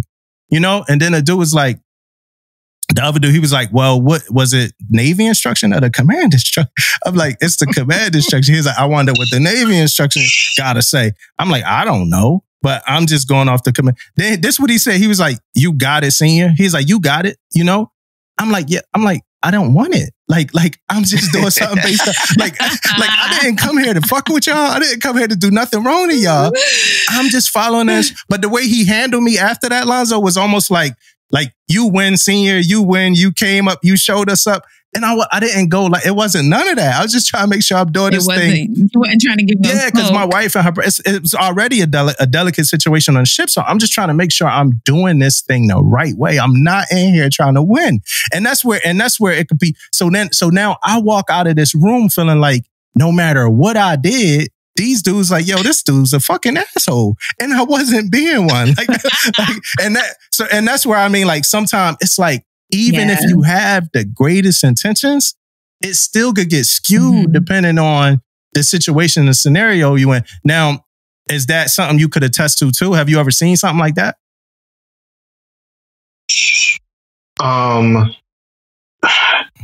It's something, and I don't know where it comes from, and y'all can give me some insight, but like, there's just something about two things in the Navy that just have negative connotations that really shouldn't. One, the term shouldn't be. One. Two, oh, let's pull out the instruction. Once somebody mentions pulling out the instruction, people feel like their back is against the wall. Oh, for real? When it's like, that's not even just like admin. That's just like, admin can sometimes feel a type of way because it's like, this is what we do on instructions. But like, this is what we do. So there's that. But like, people kind of get like, once he's like, oh, so what the instructions say though? It's like a challenge. People take that. People really, and y'all know, y'all probably talk about it in the mess too. Like somebody might be like, oh no, yo, I mean, like the instructions said this. What you mean the instructions said? Like it's like a back and forth, and it's like, bro, like again, you coming in honestly, and again. I think it's again, like I said from the beginning, I'm a bit of a cheat code because I'm a junior sailor, but I'm older. Yeah. So I may not have taken you like that. Yeah. I might have taken you in the sense of like, oh no, like again, people get caught up sometimes. Not saying this is what happened in this space, but people get caught up so much on the rank and the title.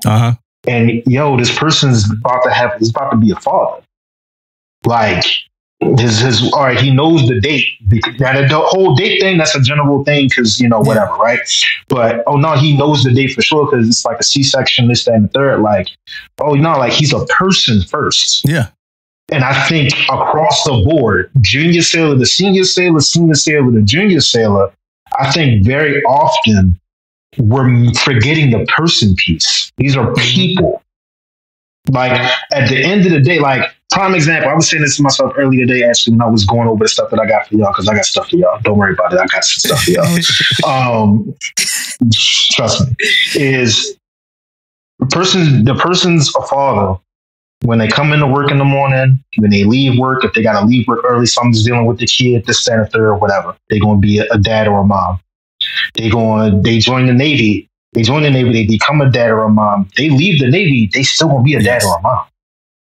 Like that's never going to change. You know what I'm saying? Like that's why, like even with our current CEO, one of his biggest thing really, is mission readiness and training. Literally, the next thing is family. Literally, that's like his guiding principles and all of that. Like regardless of how long you do in the Navy. One day it's going to be over with. You're going to take that uniform off for the last time, whether it's coveralls, whether it's tight fleece, whether it's a flight suit, whether it's, whatever. And you're going to still be Damo. You're still going to be Damon. You're still going to be Tisha. Like, you're going to be that person. You're still going to be a father when it's time for you to retire. And you retire as Command Master Chief, you're still going to be somebody's man. So I got a question for question for all three of y'all. Right, this is my last question. I'm interested in your questions now. So that's what I want to hear. So this is gonna be my last. Any other question I had, I ain't even gonna ask it. Well, let me switch that up. Hey, another little thing, real quick, is this. For some people, young or old, older sellers, whatever. Sometimes people saying they got singled out, but sometimes you singling yourself out.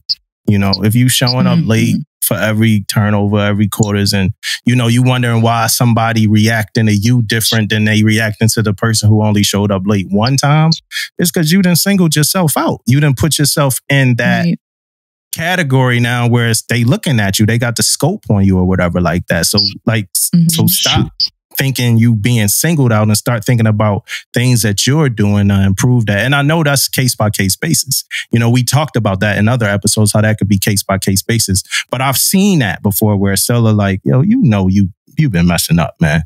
Stop saying they singling you out. Right. But so this is the question I got for everybody.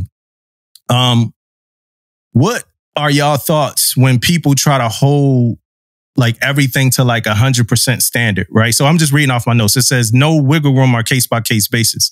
And it's the technically people, right? So what I mean is if you get at a seller or whoever and you say, hey, I'm gonna write you up because you're not on work. You're not at quarters on time. You're supposed to be at quarters on time. And then that person be like, well, technically, every time we do quarters, we supposed to say the seller's creed. We don't say the seller's creed every time. So, I mean, two wrongs. And I'm just using that as an example, but I'm sure everybody have seen that technically person before where like they trying to hold everything to this 100% standard or else you can't hold them accountable because we not always at that 100%. Like I don't do the seller's creed every day at quarters. I don't do that every day at quarters. But I still want to be able to hold somebody accountable for something at quarters, whether I do the seller's creed every day or not. Right. Yeah, I don't even think about that stuff, man. I don't even to tell you the truth, like the whole 100%. We don't do this. We don't do that. I'm always going to try to hold somebody to 100%, man. Like not saying like 100% as into like we ain't doing this at this time. We ain't doing that at this time. I'm more of 100%, man. You wrong. You wrong. You know what I mean? Like at the end of the day, you never got hit with a well technically? Late, huh? You never got hit with a well technically? Oh yeah. A lot of times. Okay, but I'm not saying, trust me, a lot.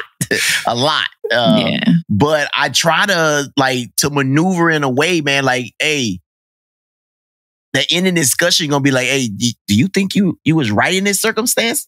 You know what I mean? Like I have to hold the division. I'm using your example of being late or whatever, right? I got to hold the division to a standard, right? Mm-hmm. If being late, you cannot be held to a standard of being late. What are we doing here? You know what I mean? Like, what are we doing? Sailor's Creed, I got it, right? Man, I used to do it, right? Remember, Dumbo? I'm Sailor's Creed every morning. I kind of died down a little bit on it, but I used to do the Sailor's Creed every morning, right? Like people are out there on the flight deck, and I'm on the flight deck. People used to stop and be at attention with us and all type of stuff, man. But I used to do it all the time. But actually, you know why I stopped doing it, to be honest with you? Because my first class came talk to me. Hey, can we do it like once a week? Every time. But look, Let's create anything. I talked to him and said, yeah, sure, man. Like, to me, that's a thing, though. I like doing stuff like that just to let people know that, hey, that I love this shit. I love the Navy. I love, you know what I mean? Everything about it. So I used to do stuff like that. But yeah, Dumbo, it's hard, man, because people always say it. Technically, this. And I'm like, you're right.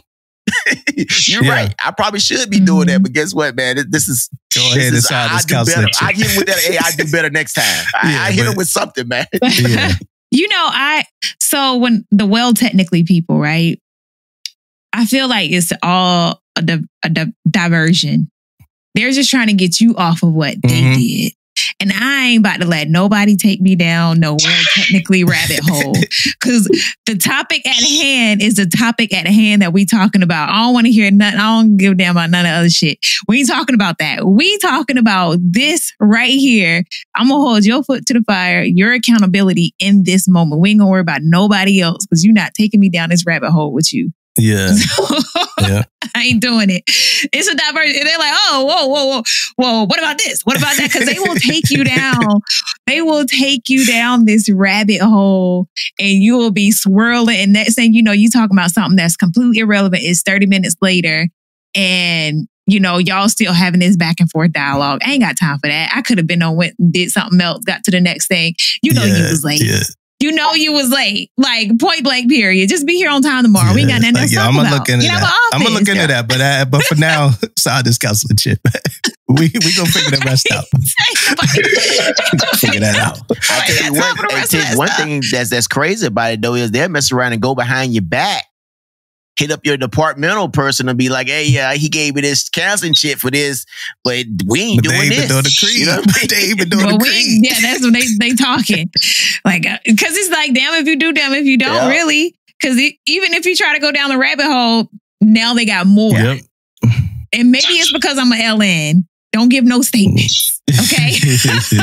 Right? We ain't got to give you no more ammo to use when you go out there. Because either way it goes, you going out there and you talking shit anyway. Why people do that, Alonzo? Why people hit that well technically, man?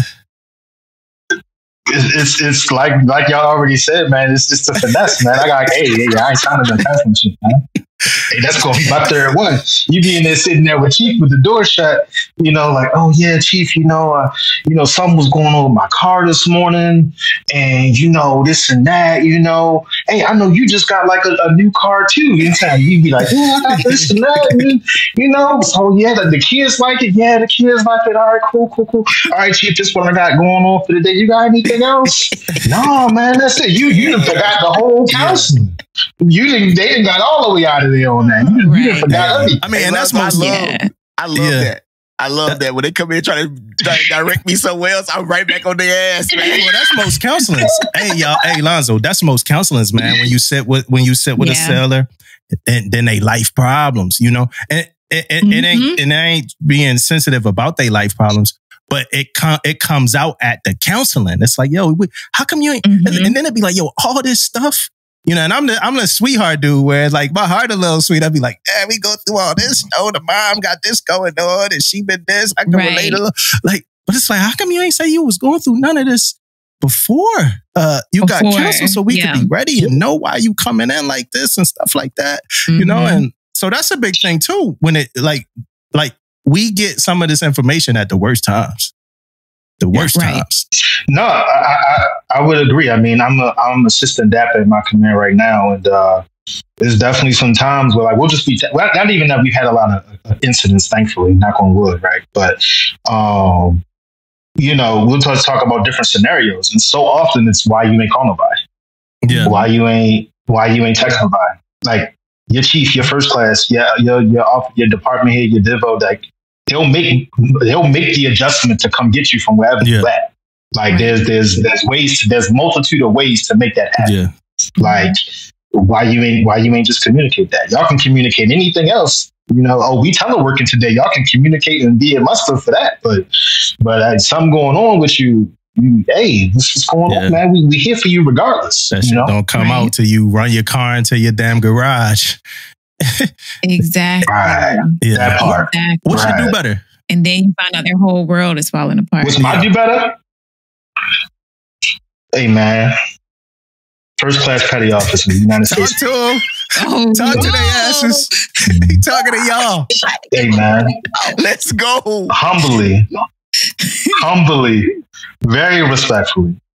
Hey, man, y'all been turning and burning for a long time. Y'all been training junior sailors, double watch, back-to-back C's, special programs, you know, spec war, then went to the ship, then was an instructor, got your NTS, this, that, and the third, and it is time.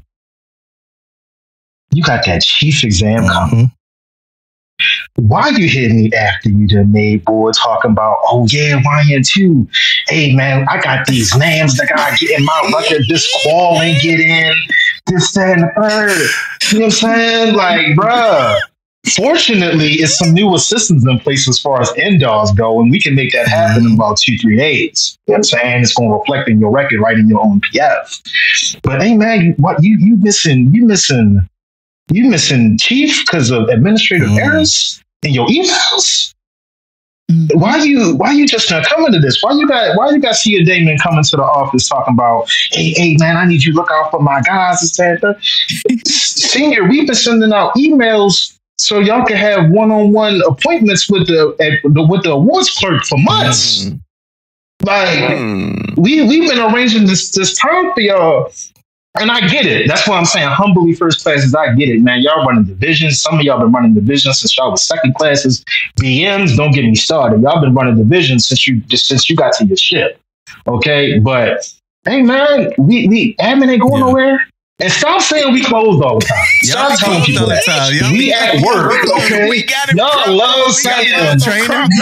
Look, man, y'all love saying. Doing in training. Y'all love saying. So in training, we getting ready for that exam. Oh, that's what the training is? We getting ready for that exam.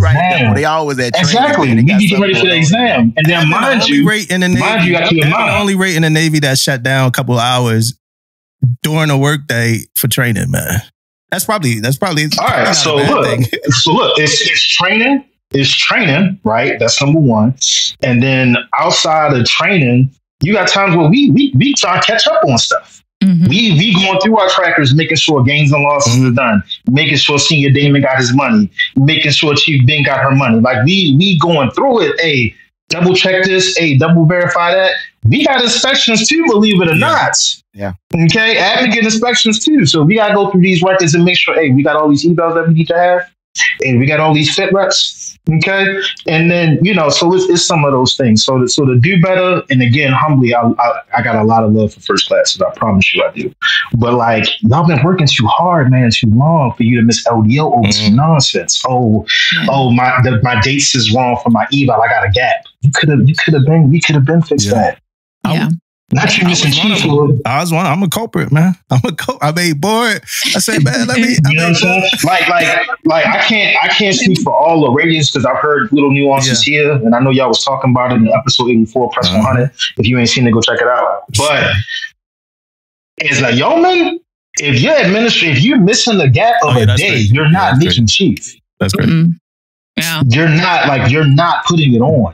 Like, I don't know about other rates. They might have some wiggle room, but for a yeoman, PS, LN, you not chief where? How you about to be a chief and you got gaps in your own right? That's how the board look at it for us. Hey, you know what I'm saying? Hey, you know that meme with the old dude? They like him and the lady. They like 70, and then he like, yeah, we might as well go ahead and get married. But hey, you know what I mean? Like I don't know if you know that, but it's like, and the meme be like, yo, an old dude, a dude to wait till you wash to finally say, you know, let's get. That's how I was with my joint. You know, I made board. I'm like, let's time to take a look at this on PF, man. Like it's time to go see what's going on, man. I had my first NAM wasn't in my record. Like I had missing NAMs. I had all types of stuff. So I'm a culprit.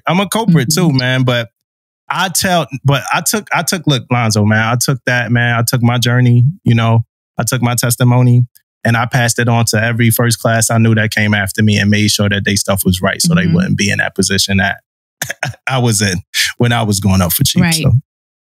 Right. Yeah. And So I think as leaders, though, like chiefs, we have to do a better job of making sure when we go tell our first classes, go make sure your record is good. That is more than just, hey, go make sure your record's good. Yeah. Because I as well, I think I had maybe made board twice before I realized that there was a gap in my eval. And I had been looking every year, but I wasn't looking on what's the platform? The ESR? PSR and all that. The BOL continuity. I didn't know anything about that. I was just looking, you know, with my eyes and I kept missing it every time. And then I sat down and we went over like how to actually review your record. Yeah. What systems are in place, making sure everything matches up. That's when I found out I had a gap in my eval. I had awards that weren't in there. I had an award that wasn't even mine. Damn. I had an award that I didn't even know that I got. That was in there. Like it was awarded to me. They submitted it, but I never received it. And so I knew nothing about it. I damn sure started wearing it. But so we have to do, as leaders, we got to do a better job of not just like saying, hey, go review your record. And like there's actually PowerPoints and trainings that geared towards how to update your record. And it goes out every year, you know, that I've seen in the past, probably like 5 years or so. I've seen it go out every year. I think we're doing a better job of it now, I think. But then you still have those people that gonna run the admin at the last minute. And the thing is, man, it's just come holler at us. Like we can go over whatever. Like most sailors, like again, this kind of goes back to something way at the beginning where, like again, chiefs, y'all got the information. Most sailors don't know what a continuity report is. Yeah. Right. You know what I'm saying? Like, like a lot of those things, when you we start talking about discrete requirements, precepts, convening order, all that type of stuff, they have no idea what that is. You know what I'm saying? So, you know, and if again, you know, even if it is, you know, hey, YN2, man, I need help with my closing on my eval. Oh, I done seen some things on some eval closings. Right. Them breakouts and them soft breakouts, hard breakouts. Oh, come holler to yo. Oh, I can get you something tight. Trust me. Yep. I have so, I mean, we full of evals. I got a quick story, man, on mine too, man. Like I had a NAM. My first NAM wasn't on there either, though, right? But that's not how I found out that I didn't find out because I was making chief or anything like that. I found out, man, because I had did some tour. Like I was at a command, and then I picked up I seen another command, and called my detail up. He said, "Okay, yeah, you can go to this command here." So he sent me to this ship, and when I get there, I've been in the Navy like 2.5, 3 years, but I got 3 NAMs already, right? So I got 3 now. I think I'm doing big things, right? So I get pulled to the side and say, "Hey, you ain't got but 2 NAMs in your record." Right? Like somebody looked me up. Yeah. They Googled me, bro. They Googled me, right? So it found out my first NAM was actually a spot NAM. Right? So it never got written up from my first command and put in my record. The captain just called me up there with the captain of I think it was like the EAP guys when they come on board. They said, "Oh yeah, this guy did a good job doing this inspection," and they said, "Call me up there and just put it on me." Boom. But no one did the write up. Right. Which I'm a junior sailor. I don't even know. I'm a fireman actually. I don't even know. You know what I mean? One thing I know, shit, I got a name. I'm finna wear this shit. That's all I'm thinking about. So when I get there, lucky for me, I just went back to the command and say, "Hey, you know, I don't have this and that." And they end up get it fixed. But that's crazy, man. Like how my freaking somebody looked me up, found out I didn't have the right number. But that was during a time though, people was wearing medals and shit and wearing shit. Just fraud. That freaking no shit on. You know what I mean? It wouldn't make shit. Right. Yeah. No, man, it still happens to this day. But the reason it used to take really long because it used to get set off the PERS and all that other type of stuff, right? But the reason that it happens a little bit more often now is because now I can put an award to somebody's record and it'll show up in the OMPF and all that stuff in like 2 days. Fire. But the problem is let's say, all right, yeah, I'm admin, I'm chopping up, I got the award from the captain. Oh yeah, I could put this in this person's record. But if the person hasn't been awarded it yet, and it shows up in their fleet tense history or OMPF, they want to see that they get an award before they're supposed to. So that might be a situation where somebody's transferring. Just in case anybody's running to that, admin put my last admin put it in. That's because, again, if they put it in too early, you can mess around and find out before you're supposed to. And that can cause issues and stuff like that. Right. And another reason why you really need to be looking at your record, I've seen people that have like derogatory stuff and it wasn't even theirs. It was just like they just have one of those common names or, somebody fat fingered. And then they have something in their record that's derogatory and it ain't even theirs. And it's held people up before. Yeah. And that'd be crazy. Well, I got a couple questions too, man. We got all dumbo questions out the way, man. So first off, hey, Alonzo, where you from, man? I know we talked about this earlier. Maryland area. Baltimore. Okay, Baltimore. That's why he's saying two. Huh? Two. Absolutely. Two. Baltimore, so real quick, man, my first thing is, man, what's one of your worst and also your best experiences in the Navy, man? Deployment during COVID. That was the worst. It was probably my best and worst experience in the Navy, for sure. Best and worst. Shit, that was the question. Because can you elaborate a little bit for us? Absolutely. So my first tour assignment, I didn't have a chief. I didn't have, at my actual command, billeted that I was going to work with. I did not have a YNC or a YN1 in the unit that I was in. We did have a short component that did have all of those things, but the YNC or YN1 was not there with me. I didn't have a YN2 either. So I checked in, "Hey, Robinson, we behind on evals 3 months. We need you to fix it. You just came from boot camp, so you know what to do." Okay, where's YN1? You ain't got that. It's called PERS 32. Figure it out. We won't holler at you in a week. Copy that, sir. We'll make it happen. So when I got on the ship, when I got on the Macon Island, I was actually able to work with a chief, work with a first class, turn and burn, work with the PSs, see all the different spaces. Again, at one point I was in dispersing, just learning things. And again, during COVID, everybody in there just working. Like ain't no port visits, ain't a bunch of distractions. We just in there working, but it gave me the opportunity to see security, to talk to the NCCS about manpower, talking to PSCS about manpower, right? Going and learning all the different trenches and seeing the full scope of my actual rating. So, deployment sucked for a lot of people, but for me, I got a lot out of it because that admin office, like most admin offices do, because again, the admin ratings are the best in the Navy. We just welcome people with open arms like that. So, and the reason, and the thing is, I'm gonna explain this because I know it's said a couple of times. The reason why I feel like the yeoman rating is the best rating in the Navy is because the things that you learn in admin, most people don't even touch to their first classes. So yeah, I know about the importance of a soft breakout, hard breakout, and I'm just a YN3, let alone YNS. We've been chopping evals and chopping awards since we came in the Navy. So that whole administrative side, that's why, again, I say like being a yeoman is a cheat code because you've seen everything. You know the CEO's temperament, you know his schedule, you know what he got going on, you know what EXO got going on, you know when people leave it early, you know when it's just different. it's just different. You seeing and touching so much more so early in your career that by the time you make chief, yeah, there's nuances, but for the most part, the admin stuff is easy. Yeah, it's cake. Yeah, shout out to the COVID deployment.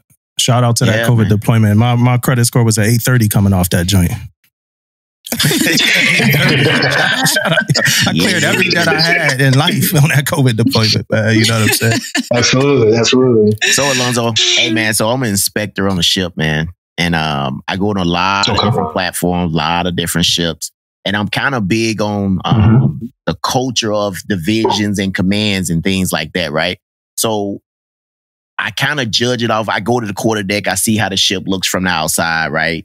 And then I go into the ship and I look around. And believe it or not, what I'm thinking on how the ship gonna do by me just visualizing and looking around, most of the time it be like that, right? So I'm gonna give you an example. So the question I'm going to ask you is, how is your culture at your commands that you've been at? But first, I want to give you an example of what I'm talking about, right? So my question comes from the last ship I was on. I kept talking to the chief, and I talked to the first classes about, you know, the culture of how they doing things in the division, because it was crazy. Everybody was doing this, everybody was doing that. So I brung it back to the closure log, man. Right? The closure log where they put, you know, you got modified zebra, yoke, and all that stuff, right? And I goes on the ship, and the first thing I see is like everybody walking through every kind of fitting on board the ship, material condition. X-ray fittings getting walked through, everything open. No one cares. Like, no one cares about material condition on the whole ship, right? And I'm big on that. Dumbo can tell you. Somebody open the wrong fitting, man, I'll be like, hey, what's going on, man? You signed that open? You know what I mean? Whatever the case, right? So I'm big on that, right? So believe it or not, man, that reflected on everything they was doing. The knowledge in the division, you know, the whole, like, how to handle, how the inspection is going, everything. It was a culture thing, man. And I'm a big firm believer on that's where you going. That's how that goes down for training. What kind of training you doing? Because if you're getting the right training, you're going to know you can't walk through all these fittings, right? So everything kind of comes off each other, right? So I like to know your culture from the Macon Island, and also where you at right now. All right, cool. So I'll start. So my first command, Saltcraft Unit 5, Camp Pendleton, California. So it's a Marine base, right? So tough. You're going to be challenged. You're going to be pushed. You will be molded. That is what's going to happen if you were to Saltcraft Unit 5. You will be molded. It's going to be some hard days. It's going to be some long days. Occasionally, it's going to be some short days, but you're going to be molded. Cultural. I was there from 2018 to 2021. It was so to give some murders and some murders or suicides or something and going on, right? Not at a not when you were no, sir. No, sir. I can't speak to that. But so to give people perspective, EC5 is very engineer driven. GSMs, GSEs, a lot of BMs. So again, it's tough, hard work. And again, even as the yeoman, hey, they dance for 1700, 16, 1800. I'm going to be there for 17, 1800 too. So definitely that. You want to make rank, go to the Macon Island. I don't know what it is about that ship, but if you want to make rank and you want to advance, they got it for you. For sure. So again, that was just me seeing on deployment. But again, when it was time for platoon chief season came through and those announcements and all that, it was a long list of advancements, a lot of people make it chief. And then my current command now, so again, very different for me being intel, but they get a lot of things off the ground, right? So we, again, I'm the assistant dapper there. It's a lot of junior sailors. E5s make up the biggest summary group at the command. Again, I'm going from ACU5 where I had a lot of chiefs to my command now is probably like somewhere between 10 to 12. I'm at the ISIT. So, you know, a lot of things are kind of driven by the second classes. You know, we starting up JEA because again, COVID happened. COVID happened at my command, or when COVID happened, my command kind of shut down a lot of the programs, right? So JEA, Sailor 360, a lot of that stuff went to the wayside. So now they just now get to a point of wrapping all that stuff up. So the culture is good overall. You know, people getting their liberty and stuff like that. People getting their time off. people definitely going to school. Our CEO pushes that to the maximum. People are definitely going to school getting degrees. So I've been fortunate to be at some pretty good commands. I don't have a lot of negativity to any of the three. But yeah, that's so good stuff, man. It's been good. The cultural overall has been good. But to go back on what you're saying, just to touch on this really quick, and y'all probably noticed already, a lot of sailors, if we being completely honest, they don't know how to read bullseyes. They don't. Like most people, you kind of going off memory of what you know where you going on a regular basis to how to get there. That's why when a P-way is cut off for a training or evolution or something, people be shook on how they about to get back to their office. Yeah. Yeah, I mean, hey, look, that's just man. Sellers don't know how to read bullseyes, right? It's sellers that don't know how to answer the phone. It's sellers that don't know how to send emails. And I got to talking, and I ain't gonna talk too long, but I got to talking to one of my chiefs. And I'm like, hey, you know how I know how to do all this shit? I was taught, like somebody told me how to do this shit. You know what I mean? And we can't just expect, these sellers to know how to do a lot of this stuff if we never take the time out to show them how to do it. So, and I will. And I. What's up? Go ahead. I'm sorry. I was just gonna say some things are in books, and I think it's a person's individual responsibility to read books. But I also think as leaders, it's our responsibility to point people in a direction of where the information is and teach people how to do the day-to-day, everyday stuff and reinforce that stuff. That's it. That's all I was saying. Yeah. Yep. Hey, I got this. No. I'll be done after this right here, man. I got a couple more things, man. One, I like what you said about listen to understand. I think that by itself means something, man. I didn't get a chance to talk about it, but that means something. Just listen to understand. But we was talking about earlier about instructions too, man. About Dumbo was telling how you have it in the folder with him and things like that. A couple things for me, man. The reason why I had the instruction with me is because I'm not trying to outsmart nobody, right? And the other thing is, which I want your what you have to think about, what you're thinking about is like tribal knowledge. That's why I have it in there also. I don't like tribal knowledge, man. So if you can talk about that a little bit, man, what you think about, somebody coming, with that old tribal knowledge. And it's huge. And I know on ships, people come to you talking about this and that and don't have no instruction, don't have nothing. This how it was when somebody told me or something like that. What you think about tribal knowledge? Experience is a hell of a teacher, but you got to go back to that black and white. The black and white is what's going to help you keep your career. LNC, I know you got plenty of times when people be sea lawyers and they swear like, oh yeah, this is that and this is the maximum punishment for this, that, and the third. You swear they was an LM. Absolutely not. Be talking out the side of their mouth. And I think while tribal knowledge and experience is good, hey, this is what I've seen. This is what I've experienced. This, that, and the third. I still think that still going back to that black and white is still vitally important because again, people may read things wrong, take things the wrong way. Again, I don't work with tools naturally, but people using the wrong tools for stuff, all of those sorts of things, right? Oh, I can't find this tool. This tool been missing, so we've been using this one, and then Senior Damo comes in like, yo, y'all know this is the wrong tool, right? Like. We've been doing it this way, Senior. Nah, we ain't doing it like that no more.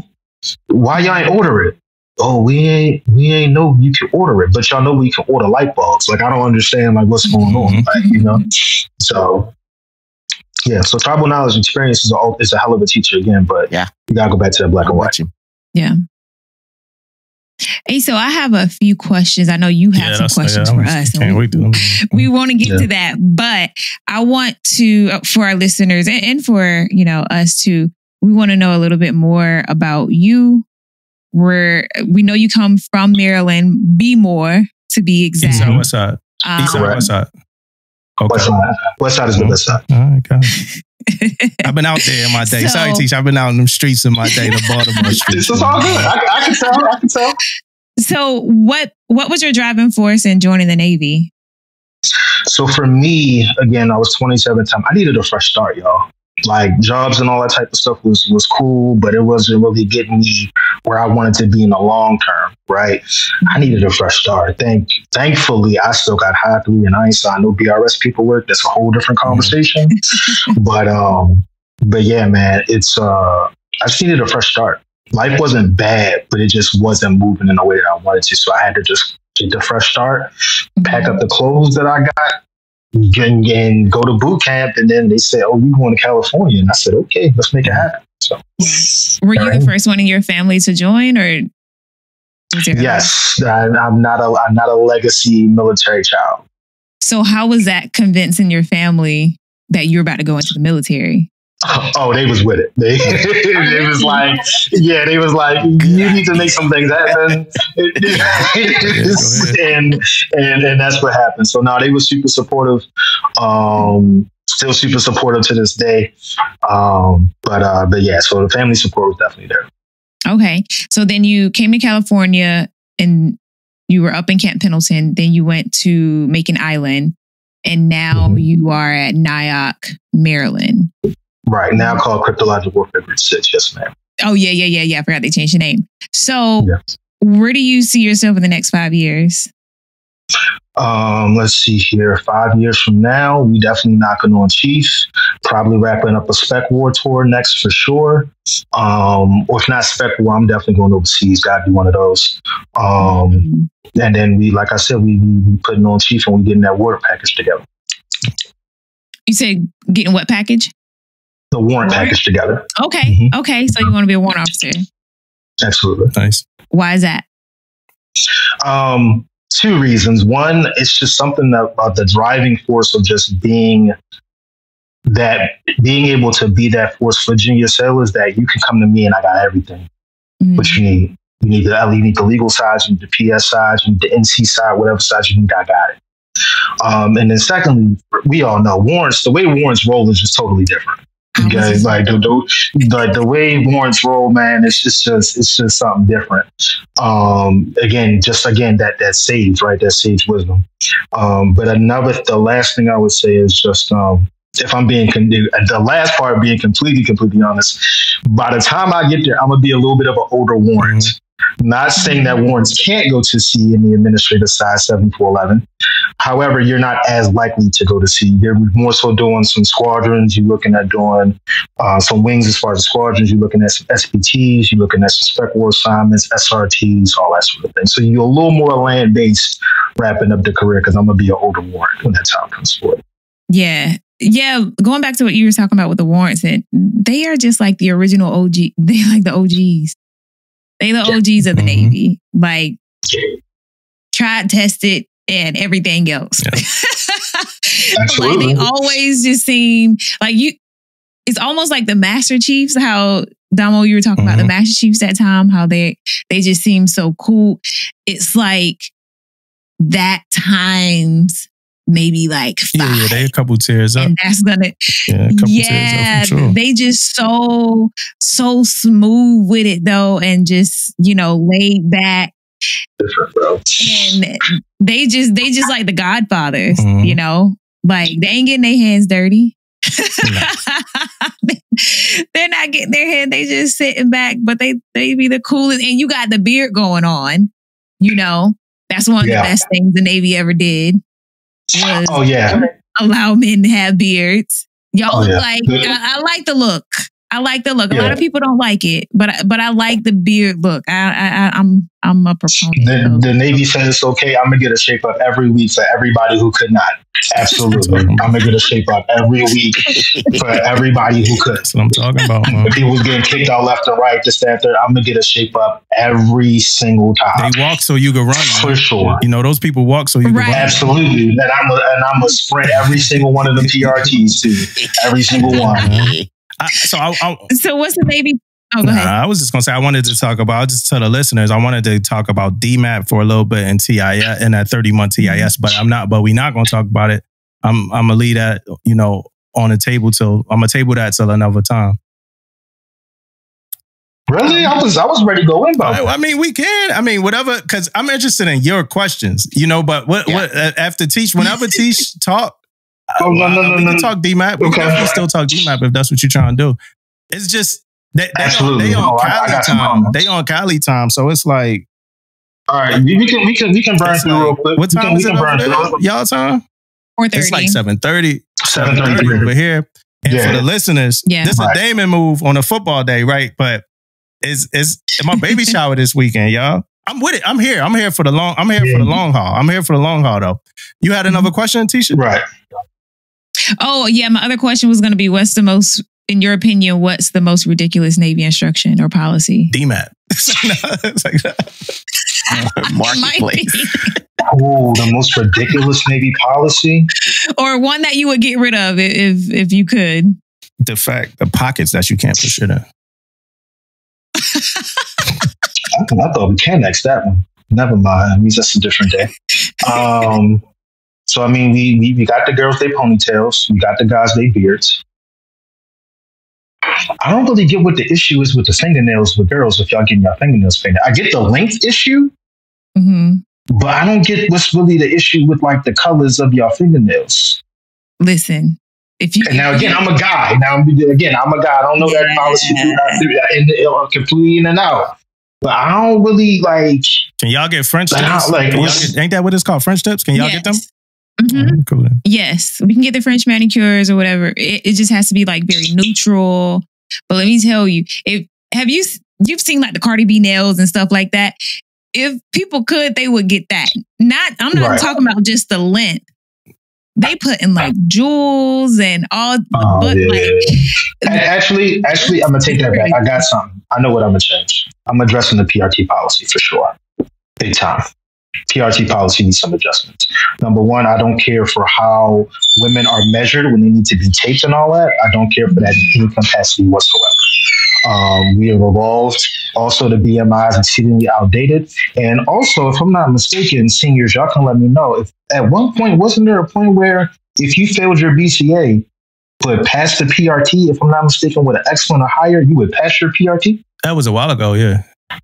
Right? Now if you fail, you fail everything. But like before, you didn't fail everything, Damon. Remember? You ain't failed the whole event. Yeah, I feel like we should bring that back. Yeah, maybe, all right, depending on what's going on, we look at possibly still doing that. But if you pass that PRT, I just feel like some of those things we can look at. And another thing, just to add on there too, and this kind of ties into where I want to go with the TIS piece. If we want to incentivize some things, hey man, I get an excellent outstanding. Let me get some points for that advancement exam. Oh, that's crazy. If you're talking about being a well-rounded sailor, hey man, I get that outstanding, man. Let me get them 3 points. That's wow, right there. I get an excellent medium. I get an excellent medium high. Let me get 2 points, bro. Let me get that. Yeah, that ain't. But what I do want to say is that ain't happening no time soon. But what I do want to say is the body weight thing. They testing it right now. They are. Right. I see a couple it's tests going on right now, specifically with women in mind and stuff like that. It's some stuff going on right now that hopefully, whenever we talk about rolling out testing, it always sound like a great idea. Then when the end result come out, we'll be like, yo, why would they do it like that? Right. I know one of the struggles right now is like getting people in to be test subjects. Yeah, they asking like you can just come in. Emails. I most definitely can't talk shit about it because I got asked to come. And I had to do some other shit and couldn't go. So I can't talk shit about it when it didn't roll out. It's a volunteer thing. All right. So, I mean, DMAP. What's the sellers thinking out there about DMAP? So I want to be very clear. So DMAP is only for certain rates, right? So I can't speak for those rates. And those rates do have lower quotas in regards to advancement. But for me, back-to-back C, 7 years, I don't think it's enough. Like, because mind you, all right, even with everything starting next year in regards to the 30-month TIS, if I'm an engineering rate, and I'm gonna speak for them because their C time is 5 years at sea versus a yeoman or a PS, where ours is 3 years at sea, right? You taking the test for E5 anyway. Depending on how long you at sea, you would take the test for E5 anyway. So if you turn in the burden on the ship, you should be learning. Again, there's nuances. Everybody's job is different. There's different scopes. There's different platforms and all that type of stuff, right? Particularly when you're talking about engineers. But like, to me, if you want DMAP to be a thing for real, at the end of that 7 years, I should be a first class.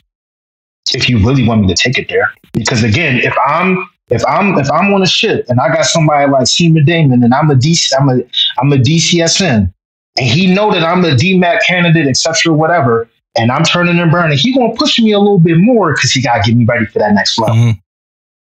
And then I'm leaving that platform, doing my thing, turning and burning, seeing this, seeing that, doing the inspections, training people, qualifying this, that, and the third.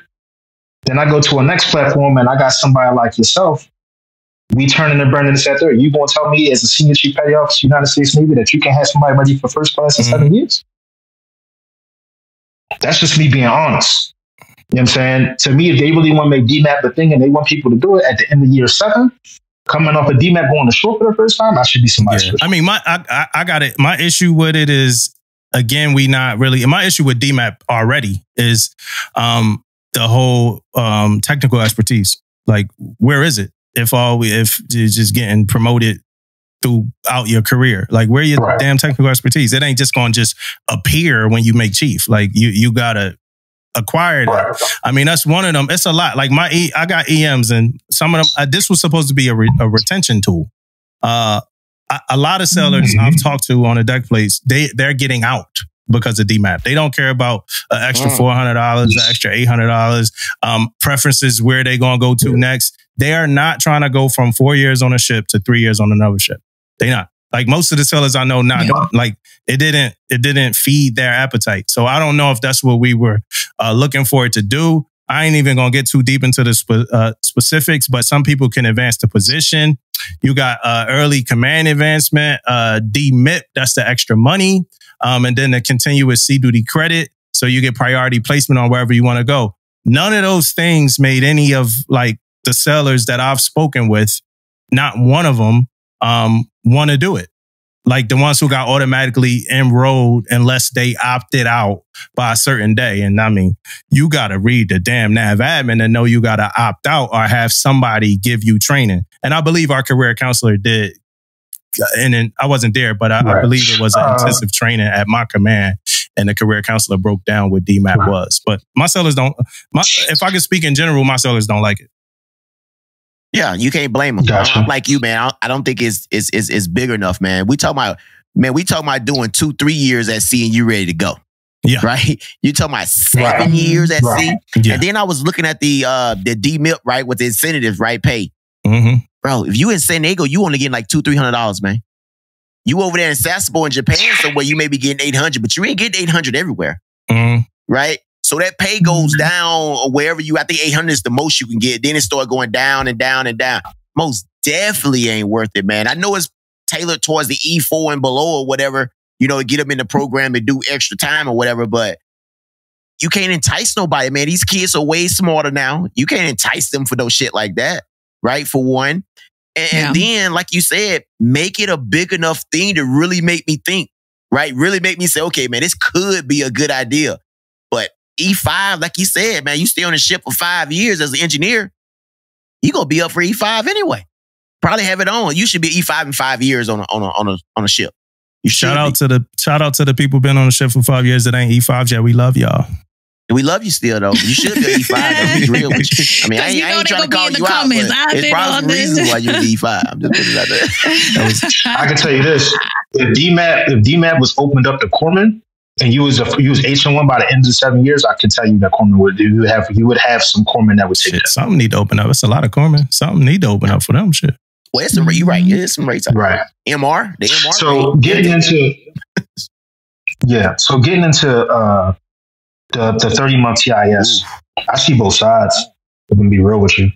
Big Navy, they want you to know your job. That's what a lot of this is coming down to. Is people advancing, they getting these warfare devices, doing this, that, and third, but they don't know their job. Mm-hmm. That's what a lot of that's coming down to, in my personal opinion. Right now, at the same time, if we're being honest, 30 months is the same time because I've been through it. 30 months is the same time it's the same time frame from an E1 to get to E4 anyway.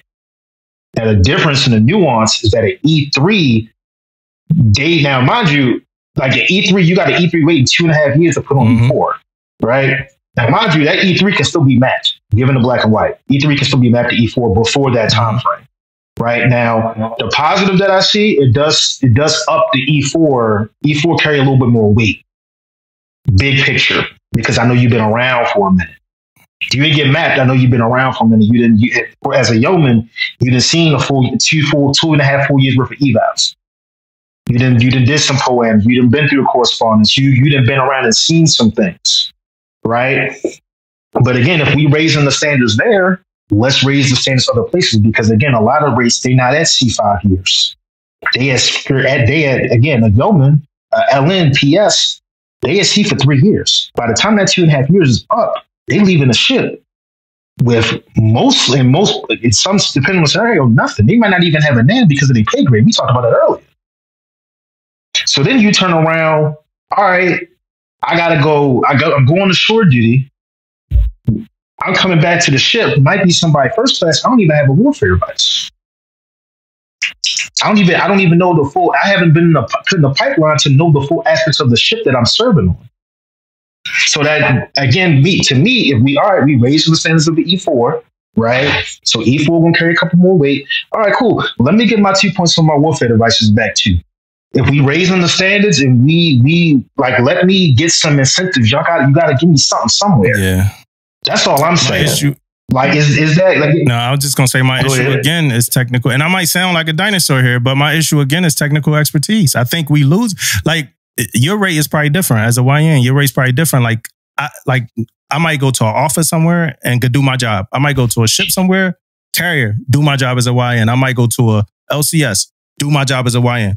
DDG, do my job as a YN.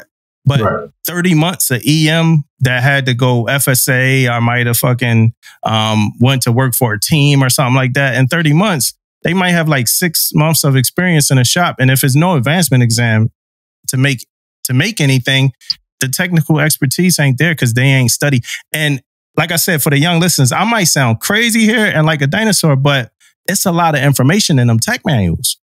A lot of information that you're not going to get during OJT. You're just not going to get it. Or spot checks.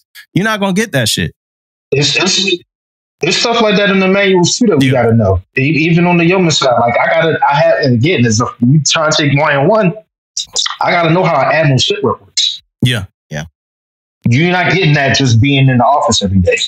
You got to actually look that stuff up. And you guys hitting it right. You know what I'm saying? You guys hitting it right in the nail. You got to look that stuff up. Man. I gotta get my charger for my phone. I'll be right back. But I'm listening. You hitting it around the head, Dumbo, with that, man. Ain't nothing is going to make those girls and guys open their tech manuals up, man. Yeah, if they have no reason. Why am I going to go study this for 2 hours just to study it for 2 hours, right? We can say all day, you should have this initiative. You should have this. Get that shit out of here, man. Ain't nobody finna freaking be opening up no dry ass tech manual, falling asleep for no damn reason at all. Yeah, and if tech, like I heard about back in the day, it being like job sheets, like for. I did all that. The PARs, all that stuff. I did that stuff, man. But I'm under the idea that some of that was technically relative too, though, right? Like it was some things you had to know too, right? Yeah. So you're right. Same thing. Like, because I was undead when I came in, so I had to do certain things to qualify for whatever rate that I was trying to do. Right. So yeah, I mean, I remember doing it for IC. I did it for DC because those are the rates I wanted to be, and I had to do that whole little booklet of crap. I call it crap now, but I learned a lot from it though. Yeah, and that's what I'm thinking. Like, if we gonna advance people automatically, then we need to like have some form of like, all right, let's test your technical expertise. Let's see what you got going on here before we just. And then like Alonzo said, they gonna hold a little bit more weight because they didn't see more, but that don't necessarily mean they know more, right? Yeah, that's the hard part. They not opening the book, they not studying. I mean, so it's a lot. You're right, man. It's a lot going on. I mean, I can say like, so I mean, this is an A school thing, but with like newts, right? Newts have study hours. And I'm saying that because a lot of newts, some of them will fail out and then they become YNs. But like newts have study hours that are calculated. That might be something we got to look at. Like, all right, where's your study time at? Maybe I'm just getting because Yeah, and even on the ship, that's like a crazy good idea. I mean, that right there is like, you're right, because nukes do have to do a certain number of things. I remember that shit too. Even on the ship, have to do that stuff. Yeah, nukes still got to retain their knowledge. They still got to take tests. They still got to they get evaluated on their fucking knowledge. Like, But what you got for us, man? What you got for us, man? Let's see. I got one. This is not trying to be too personal, but this is kind of just going into the retention thing and all of that. And do y'all feel like, given the scope of responsibility that y'all have, your technical expertise, that y'all are paid what y'all need to be paid? Not to say y'all do it for the paycheck, but just when we're talking about retention, again, the things that y'all seen, experienced, the knowledge that y'all have, do y'all feel like people pay enough? And I think that's really what a lot of these junior sailors, they looking at, man. And they looking at the fact that it's no high three. The high 3 days is over. That we don't. I'm the last one, and the reason I'm saying I'm the last one, when I went through RTC, just to give you perspective, in 2018, when I went to RTC, I chose. They gave me the option to choose between high 3 or BRS. So I was super close to not having a choice, and fortunately for myself, I chose high 3. You know what I'm saying? And this, again, I know I'm asking, and again, I'm not trying to get too personable, and yes, it's nuances, but my thing is, for me, and again, I'm in for the long haul. Y'all heard me earlier say I want to be a warrant. But when you talking about we in the military, now I'm not saying we should be flexing in Maseratis and this, that, and the third, but like, we should be kind of living kind of comfortable when you know what I'm saying? Like, we the first to go if something happened. I feel like we should be a little comfortable. California's expensive. Them first class, it's first classes with roommates. Not putting them out there, not saying they're not trying to save money or whatever, but I'm just being honest. Like, I think this is something that kind of needs to be looked at. Because what's your thoughts on it, Damon? What's your thoughts on it, Damon? My thoughts is like, most definitely we don't get paid enough. I mean, I'm most definitely, I know you got medical and I know you got all that stuff out there too. I know that's what the civilians kind of look at. Shit, you guys got free medical, you got free this, you got free that. But I'm here to tell you, man, I don't know if you guys know San Diego is now the highest, what they say, most expensive place to stay right now. It just came out, like San Diego, right? I'm here to tell you right now, people are struggling in San Diego right now, man. Like, I got people come talking to me all the time about, you right, like you said, Alonzo, they got roommates. Like, it's like 4 in a freaking place or whatever, trying to make ends meet and stuff. So it's very expensive out here. So I do think, coming from a leadership standpoint and how much we make and experience that we have, I'm gonna give you an example of like the guys who work for me. Civilians work with me. Right. Man, they making like freaking 130, 140. You know what I mean? I'm gonna just be honest with you, man. Like 130, 140. Right? Doing the same exact job and teleworking on top of it. Mm-hmm. You know what I mean? Like, and they don't have all the extra and they're not even on call 24/7 like you are. See? That too. You know what I'm saying? So I do agree we don't get paid enough. For me, and the thing is, some of them y'all be knowing them. Y'all been in long enough. Y'all be knowing these dudes from when they was in the Navy. Like, you know. So it's to me, and again, when I'm asking, I want to be very, very clear, man, because I know it's a lot of chiefs that see this. It's a lot of senior chiefs. Some of my own chiefs in my command might see this. This is not me trying to be negative or nothing like that. Again, I'm in for the long haul. But when I'm thinking about this retention, these kids is out here making a lot of money. Not putting them out there, but I got one of my homeboys that I met at a symposium. He at YN2. He got 4 houses outside his own. You know what I'm saying? Like, it's a lot of different ways to skin the cat. And I don't think, Big Navy against San Diego. Again, the second largest base that we got is in San Diego, yo. Like, it's expensive. And again, to me, my personal opinion, of first class in the Navy, you at the level of retirement, you got people who make more in retirement than they do in the active service. Yeah. So my take is this. Yeah, and I'm listening to you, Tisha. Oh, that was a great segment for me that he gave the alley-oop there. When I was considering, should I retire at 20 or should I keep going? Because it's always been like the plan to retire at 20. And so when I got closer to it, I was like, well, should I, kind of think about what I should do? Like, should I reevaluate that? But then like you're saying, when I'm looking at how much I can make on the outside versus staying in, and it was just like, I can actually get out and make more. And so there was nothing that was going to keep me in after 20. But I did my 20 though. Like I continued on, you know, the goal was also always to do the 20 and then roll. But in the end, there was nothing, there wasn't enough on that the Navy was offering or the Navy could offer that could keep me in place. And mind you, I still had like another, I think 2 years on shore duty. It was a great duty station. The office that I worked in, loved it. You know, I loved the command that I was at, but it still wasn't enough to keep me in because at the end of the day, like I could only make so much in the Navy. And I saw opportunities where I could make more on the outside, just, and not even like counting like the businesses and stuff like that. There was just more money to be made on the outside when you start stacking benefits that I can't get until I roll out. Yeah. So my response to this is it's probably not going to sound like a response, but it's a direct response. I just think we need to do more. I think we need to do a better job at getting information to people, to people's ears. So at my command, like they put out, well, they just, the USO, like they do this whole, safe, like travel home, thing for sailors every holiday season, right? They giving money to sailors every holiday season. It's flyers, it's emails, it's people talking about it. But like very recently, like somebody actually got $1,000. Somebody at my command got got a stack. So I go back to my division. Like it's people, like I'm stressing it. Like, yo, it's people getting money from this.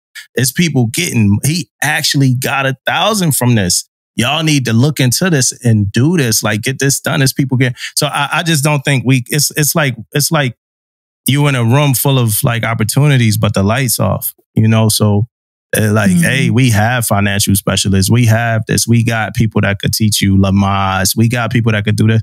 Nobody really know we got all that, you know, unless they go to NDOC at a command that they never even step foot in, and like a month earlier, and then they listen to Fleet and Family, get to the last slide where it got the list of everything Fleet and Family offers, and then the NDOC is over and they wanted to go home early.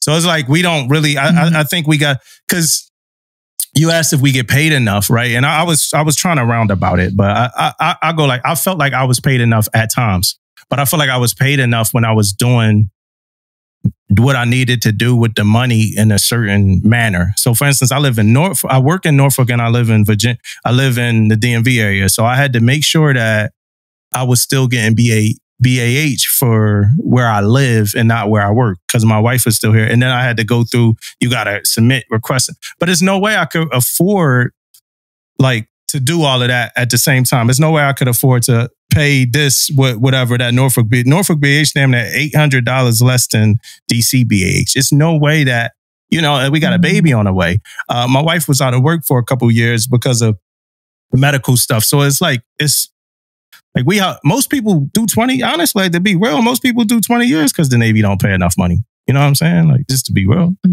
Yeah. And I mean, you know, it's, and again, these guys ain't got BRS. Now, am I here to say the BRS system's terrible? Are there people that will say that? Yes. I'm not going to be here to say it's terrible, but it's not the same as that pension. So BRS, right? So that's another thing. Like most of this conversation we've been having, it's themes in my head. That's just these themes, they conflict me, right?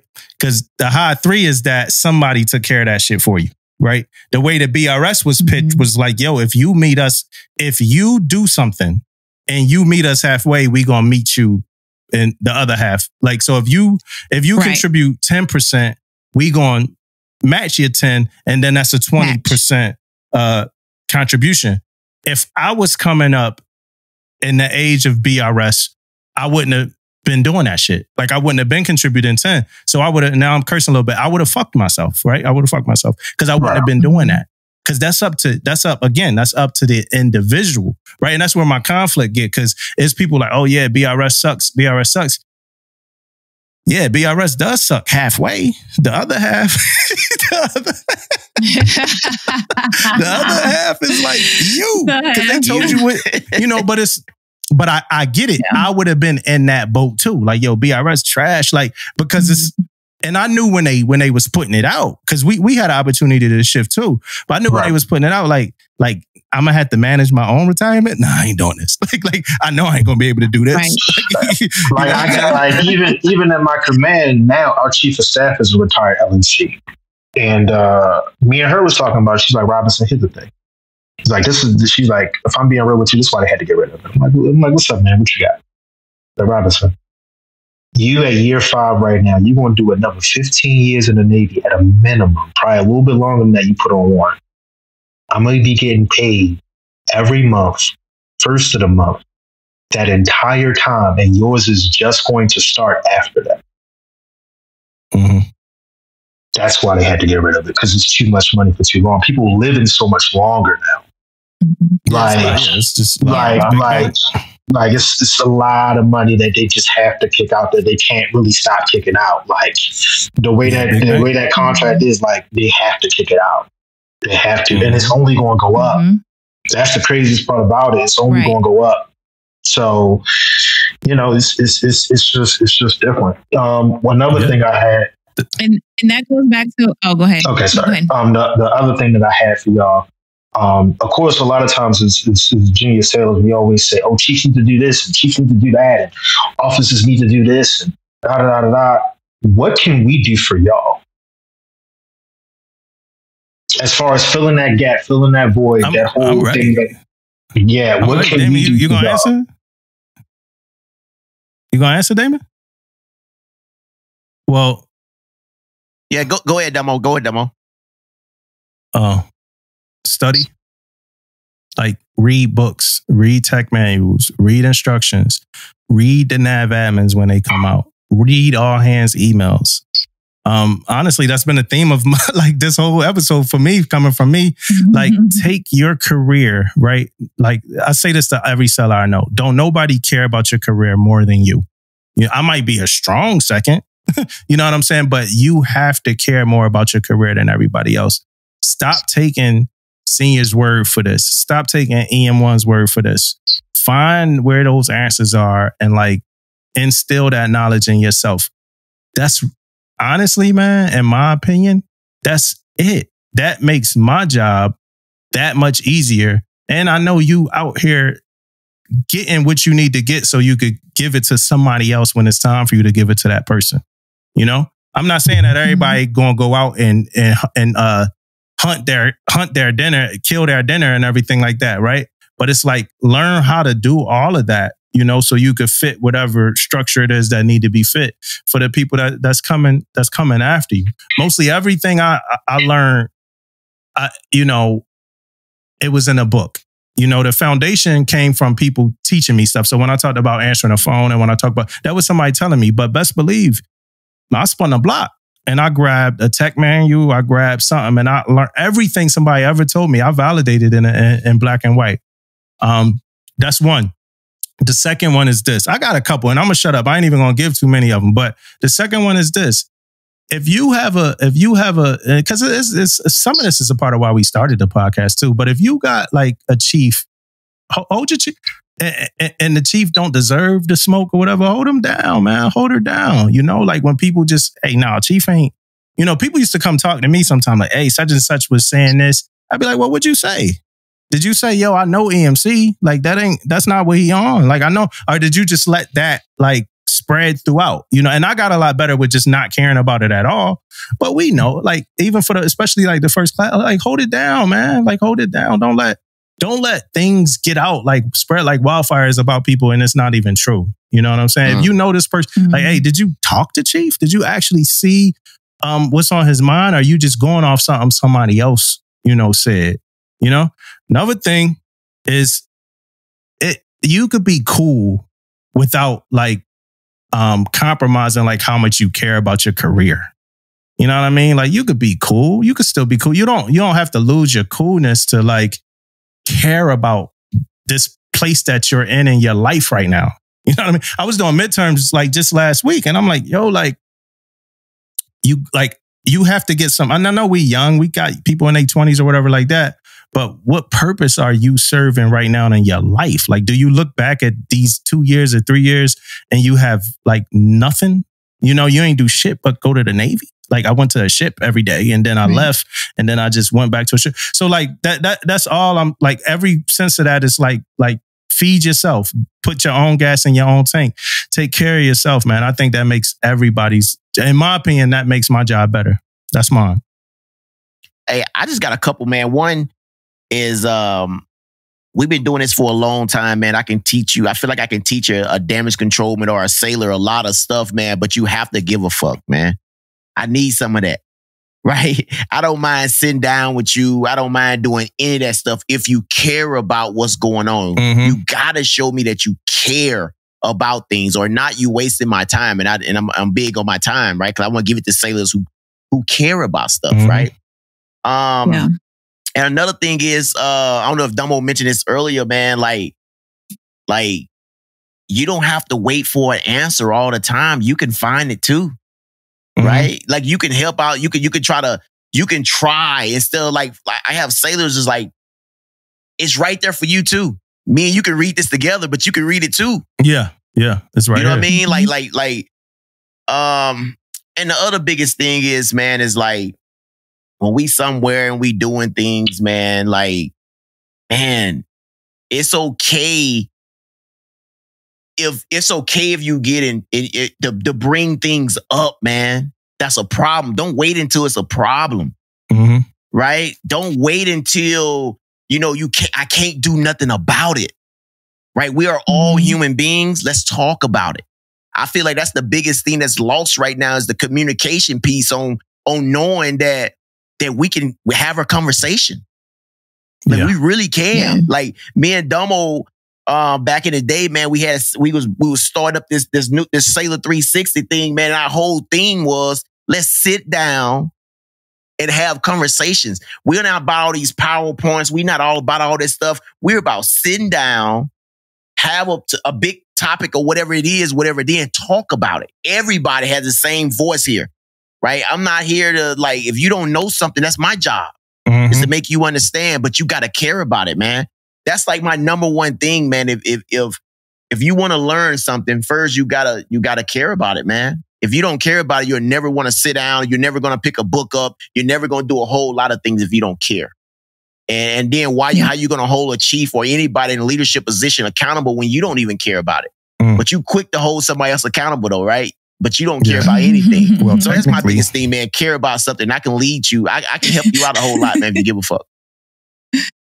I said something jacked up. Y'all laughed. You know what I'm saying? No, he was talking about the well technically. Oh. Yeah. Well, technically. Yeah. Okay, so mine. Stop making excuses. You are in charge of your own career, like we've already talked about. Sailors have so many, not all, but a lot of sailors have so many excuses as to why they haven't done this, why they haven't done that. You can lead them to water, but you can't make them drink it. I always get the Cat Williams version from Friday. But you can lead a horse to water, but you can't make them drink it. So stop making excuses for what you haven't done, what you haven't accomplished, and just get out there and just do it. The blueprint is there. Like, it was everything, even how to achieve your goals, like the stuff that you want. Look at your ladder. Everything is in the ladder of what you need to do in your career to make right. Like, all the information is there. So stop making excuses and just do it.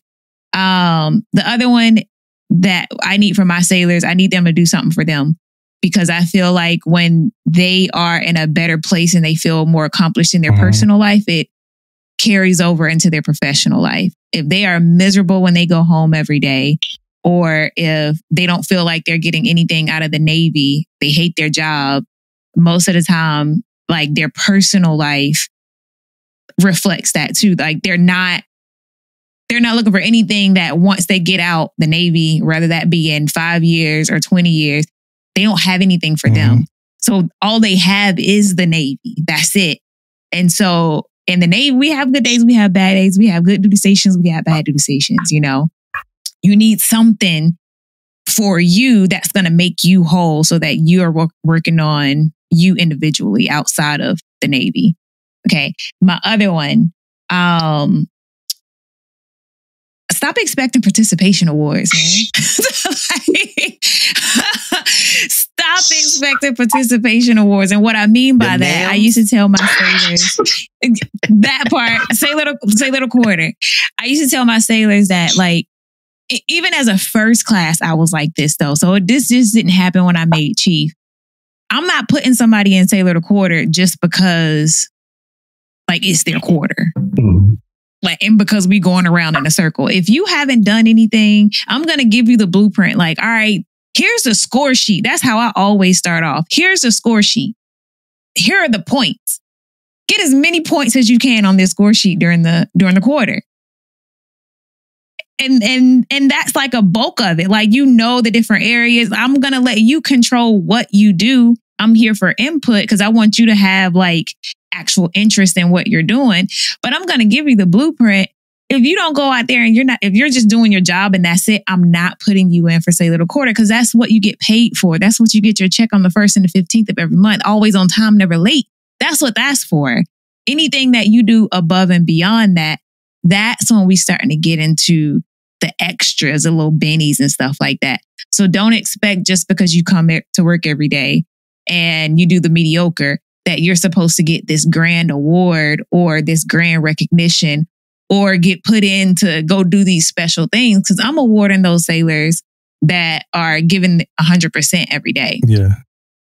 And that's on that. And then the last one is to try to have a optimistic perspective. A lot of sailors are just they just look at the negative in everything.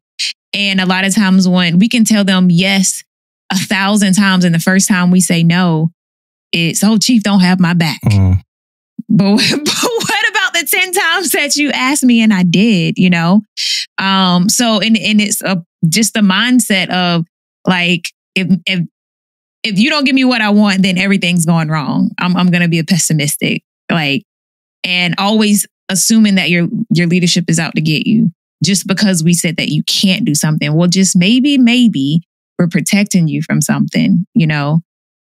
Maybe we know the instruction and we know that you can't, that's probably riding a line a little bit too far or whatever. Maybe we know that that's not a good career move for you. And some things we can't really explain because it's one of those things, like we, as leaders, we get information that's not quite ready to be put out yet, but we're privy to it. So we might be protecting you from doing some extra stuff that you don't need to do. So I just need for junior sailors to have a little bit more trust. And I know that starts with leadership. But sometimes, like, no matter what you're doing, it's never enough. It's never enough. So those are mine. Hey, just for the listeners, because I was doing this when we did episode 84. The ladder is the ECP now. Just for the listeners, it's the ECP, the Enlisted Career Path. Same thing, but it's just the ECP. Yeah, I mean, all the keys are in there. Y'all 100% spot on with that. All the keys, all the tools, everything you need to do is definitely in that black and white. Second to last thing, a sailor comes to you with a map package to the next pay grade. Do you have an issue with that, or do you not have an issue with that? I don't have an issue with it. I brought my supervisor a package before. As a first class, I was like, "Here go my Sailor of the Year award." But let me tell you this though, Alonzo. Like if a sailor bring me a map package, I'm most definitely 100% going to say, "Hey, let's sit down and talk about this." Right? Because and I'm saying that to a way like I'm gonna look at it, I'm gonna go through it. But if I feel like they're not, like I'm hoping I'm telling him, "Hey, I already got one for you." I'm hoping that's what I'm saying to you. But if I'm not, I have to explain now the why you're not there yet. That's the whole biggest thing. Like you gotta have a conversation then, because now, again, back what Tish said earlier, a sailor gonna think you don't have their back now. I brung Senior this package and he threw it in the trash. No, we gotta sit down. You know, we got to talk about this. And then I got to give you some keys, some pointers to say, okay, I'm saying no now, but let's get to the yes. You know, that's one of the biggest things. But no, most definitely, man, I look at that as initiative in a way. You know what I mean? Initiative, you want to get to a certain point, but you may not know how to get to it. But I'm here to help you get to it wherever you want to go. You know? Yeah. I'm not going to add nothing to the answer. Okay. I pretty much, it's the same thing as Damon's. My only issue ever would be like, if you're not even like, yeah, you're not even, but for the context of your question, when we not even like your question, and for the context of your question, where we not factoring quotas or nothing, it's just this, you know, this area where Seller brings a map pack. I ain't got no problem with that. All right. And then my last thing, and this is, again, these are the things that I might have talked to other people about, just again, perspectives, right? That's my whole message that I'm preaching, is just perspective, regardless of whatever it is in the Navy, between chiefs, sailors, first classes, other junior sailors, whatever it is. It's just talking, having those communications, and having that communication and just sharing perspectives. Because once you share the perspective of what's going on, and somebody can see that other side of how you see it, you're going to be good all the time. But my last thing is the eval system. What about it would you change? I know it's a lot of talk about, a lot of times sailors feel like every year there should be a clean slate on the EP thing versus somebody who gets the EP and they just sit there forever. Like I don't have a problem with the formula as far as how it breaks up the amount of EPs and all that stuff you can give out, because it adds to the competitiveness of it. But what's your thoughts on the eval manual? What if y'all going to change something about it, what would you change about it? Ooh, that's tough. I'll go first. As a retiree, I'll give my complaints first. So I've always felt like the eval system in itself, as it's written, as it's supposed to be, the spirit of it, it could work. I think where the issue comes into play is humans. The politics that goes into it. When humans starts touching it and people start doing irregular things to it, I think that's when it starts to get a little spooky. For instance, I have been at a command where I felt like I was slighted on the eval. On my eval, I was a first class. Felt like I was slighted on the eval because I'm watching what everybody's doing. And so once I saw my eval wasn't as high as I expected it to be, I started asking the questions why. And the answers that I got was, well, we got to give people their bennies on the way out the door. And, oh, well, this person had an EP last time, so we can't drop them down because then, or they had an EP last year. And even though, you know, everybody else is outperforming them, or we have a couple people that are outperforming them, that would take them out of the EP spot. If we were to do that, then it would give them, they would never be able to make chief. And that person made chief. And then they were upset that they made chief because they didn't feel like he should have been a chief. Well,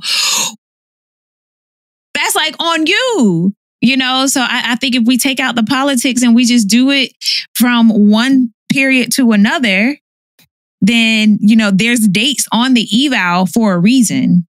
You know, let's look at this eval time frame. But it just doesn't happen like that. And I've also seen where I've been in ranking boards where we had to take a pause because it got heated.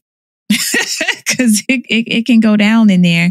And it was just a lot of people throwing stuff up that had nothing to do with the eval and this time period. Like, so yeah, I'll just leave it at that. I don't like it. I never did. Yeah, for me, I'm at the same spot, man. I don't like the fact that if you got an EP, it's negative if you don't get an EP next time. Right. I think, but that's all over a time period. That's what we do now. That's what we talk about in ranking boards, that we talk about at chief boards and all that stuff. So now it's looked at as a negative thing. So that's why we don't drop nobody, or we don't say you go from an EP to an MP. But guess what? People are outperforming people. It's a fact. Doing that cycle and doing that time frame, they are getting outperformed. But since we know for a fact now in the Navy, if you drop somebody and don't have no reason for dropping them and all this type of stuff that goes on, like she said, the politics behind it, that's where the problem lies. So that's one of my biggest things. And another thing is, man, not necessarily to do with the eval system itself, but for the ranking board purposes, you know if your sailor is better than another sailor. You know what I'm saying? You know this sailor it got more war, he got more this, more that. Why are you in there trying to fight for something? Like, you know, just the whole thing. That whole thing turns me off too. Like if Dumbo got an EM1 and I know he's better than my DC1, I'm going there and say, yeah, we ain't even talking about this. We know who's number one. Right. We know he's better. Right. I ain't trying to go in there and talk my DC1 over EM1 when I already know. You know what I mean? That type of deal. So. Yeah. You see that too much. Yeah. I don't like it at all. I ain't really got like nothing crazy about it. I don't like it at all. I do, even though I don't like it at all, I still disagree with y'all. That one part about the every year different thing. I don't 100% disagree, but I got like some thoughts about it. My initial thought is that's kind of hard because people gonna outperform people. Yeah, they gonna outperform people. Like if I got all of these quals up to like my EAL in year 3, the person that's getting all of these, now I'm in year 4 and I am the EAL and I'm standing to watch and I'm doing this. The other person now that's doing all of that stuff, they're probably running at a faster speed than me, at a higher clip, at a better pace. They're probably, in a sense, outperforming me because I'm standing to watch that I got qualified for last year. I don't think necessarily, and I don't want to dive too deep into that like debate, but I don't think necessarily the fact that I got everything that this person now is working to get, that means that I'm trash or I should go. No, I shouldn't be. And I know y'all said it shouldn't be like positive. It shouldn't be looked at like a negative, but that's like just saying like all you need then is one great year. You get your one EP and then you know, it don't matter no more. You're not an EP seller anymore because you got your one EP. I don't know. That's like, I think that's a whole, I'm listening. Yeah. I want to just add back to that. Yes, you got all your quals and stuff in the beginning. You still standing there watch. You still hot. You still running, right? I'm not saying you getting dropped because you ain't just got qual. You ain't just got that. That's not what I mean by when I say getting outperformed. You know what I mean? I'm just saying like literally like doing more than, if you already standing there watch, that's huge, man. You know what I mean? Or whatever the case may be. I know what you mean, Dumbo. Like if they coming up and they just got qualified, they just got qualified, but you already qualified that. That's what you're saying, right? Yeah, like somebody else killing it. Yeah. Like I'm holding this, I'm keeping the seat warm now because somebody else killing it. Like it's like the dude that was the first class president already, or was this, or was that, and like now it's like they just kind of riding out. I mean, it ain't their fault. They've been on a ship for 5 years. I mean, it's just again, it's just that's just my opinion. Hey, you've been on a ship 5 years. You did everything year 4. You were an EP year 4, but it's your 5th year now. We just gonna take you down because you ain't gonna do nothing this year. Like I just that's just my opinion on that. Like there, and I think I'm speaking more towards the ones who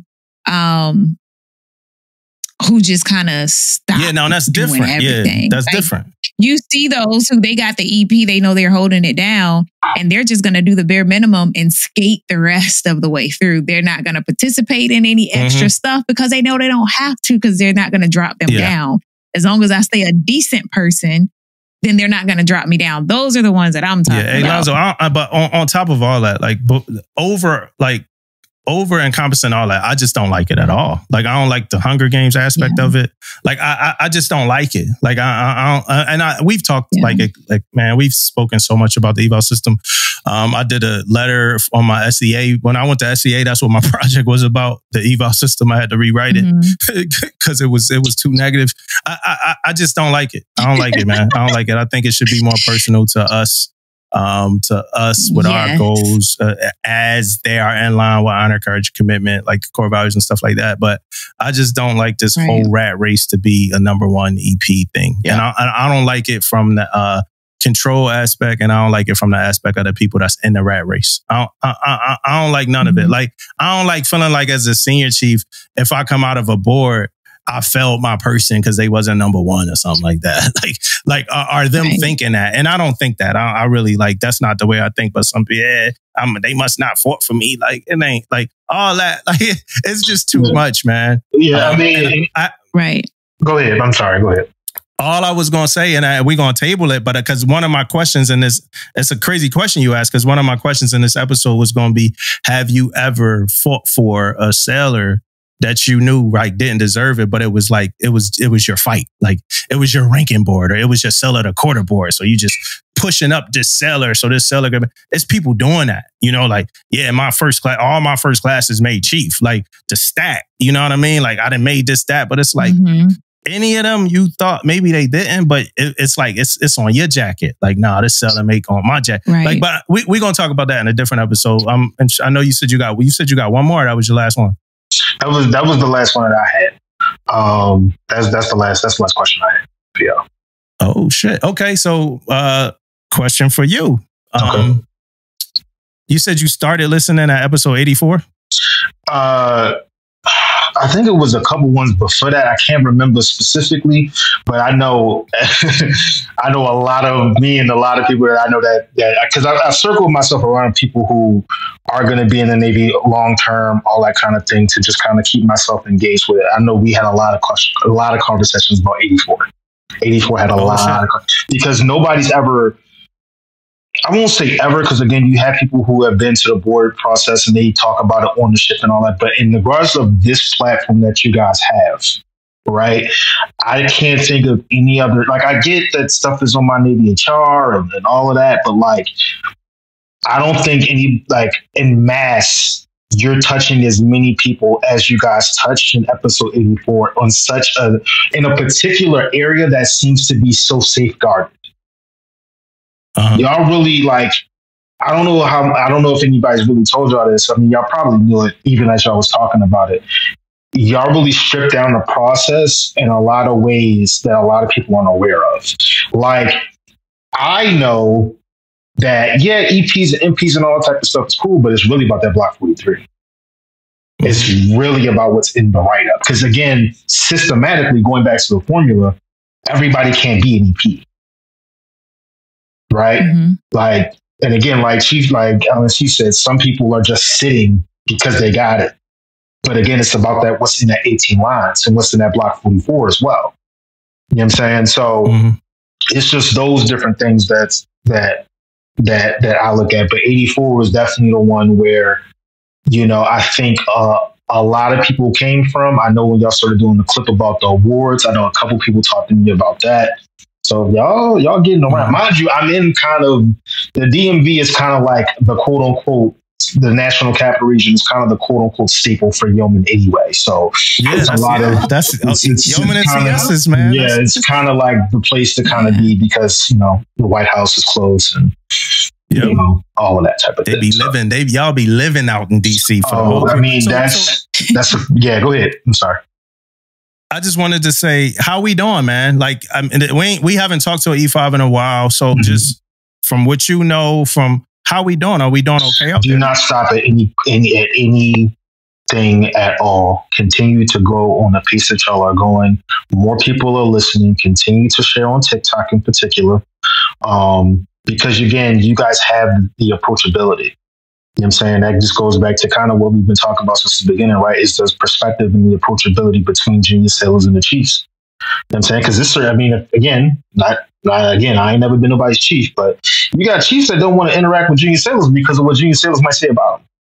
You know what I'm saying? Like, letters of reprimand is real. You know what I'm saying? Like, a lot of people don't talk about it, but like a lot of times junior sailors feel like, oh, chiefs is impenetrable.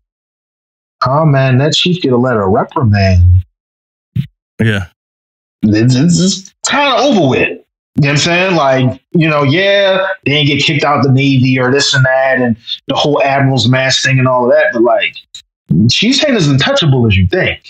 You know what I'm saying? And that's not me saying nothing against the Chiefs, man. I'm trying to get there one day. You know what I'm saying? But, you know, just continue doing what you're doing, because what I can tell you that is going to happen happen, which is going to be very interesting, is some junior sailor is going to follow the notion that you guys are doing right now, and you'll have a junior sailor that has a podcast of a similar platform and be discussing things as a junior sailor.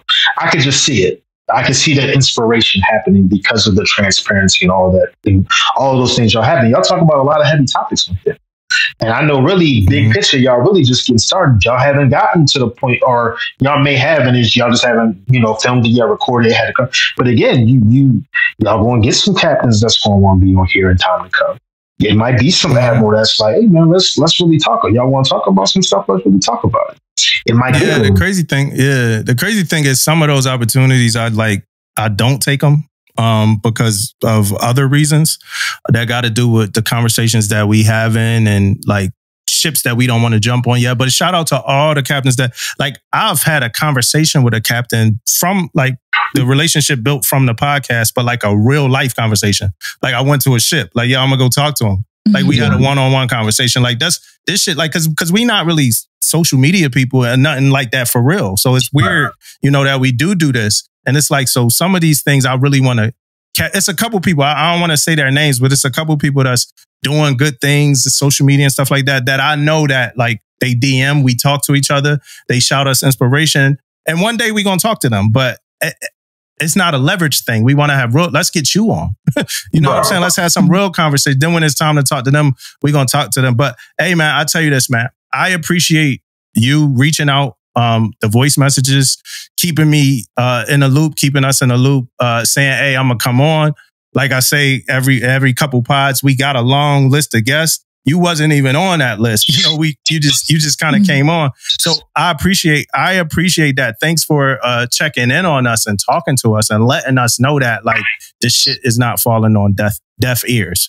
You know what I mean? So hey, big thanks to you. Shout out. I appreciate you and this episode.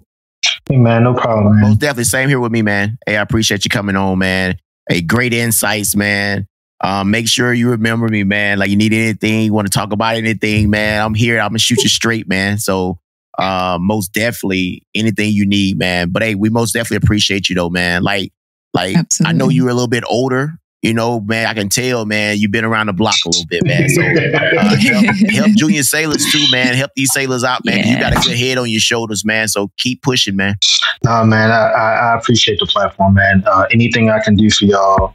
Again, y'all got my number. All of that is, don't hesitate to reach out. Whatever y'all need, I got y'all. Oh, my bad. I didn't mean to cut off.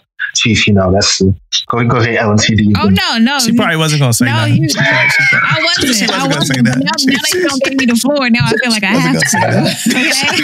I could tell. I saw her face. She was like, "We good," because I had already gave my absolutely I second what Domo said. I second what Damon said. And it's real. Hell yeah. Thank you. Yeah, this has been great. You coming on and everything, especially representing for the admin community. You know what I'm saying? Representing for the admin. Because y'all don't feel that we are necessary until y'all leaving out at 15:30 trying to slide y'all leave shit in on y'all way out the door. Okay. Hey, I didn't even tell the Hey Tish, I didn't even tell the story how I got straightened out in the mess one day about admin hours, man. Look, man, I got called in there. I was talking about them admin hours and stuff, man. I got called in there and told me, hey, when you going home at 15, 14, we didn't close the door to make sure this is done. My sailors ain't leaving at 1700. Exactly. But they gave me the business in there, man. Did they? Yeah, man. As they should. But yeah, Alonzo, thank you for coming on. It's been real to get your perspective on everything. And especially like Damon said, you're older. Thankfully, you came in later. You got a good head on your shoulders. You are integrated. It's you're integrated. You have our mentality, but you're in with the junior sailor. So you're more integrated and you're the one that they're going to come to first. You're the one that they're going to look at first. So continue to be positive light in their life as you mold them as they come this way. Yeah, shout out to all the sailors. Shout out to all the sailors out there that listen to the pod. All y'all, man. All y'all. Every Monday, we appreciate y'all. Don't know when this episode coming out. But every Monday, we appreciate y'all. We love y'all. Thank y'all. Shout out to all of y'all. For sure, man. Yeah. Mississippi, stand up. Stay locked in. All right.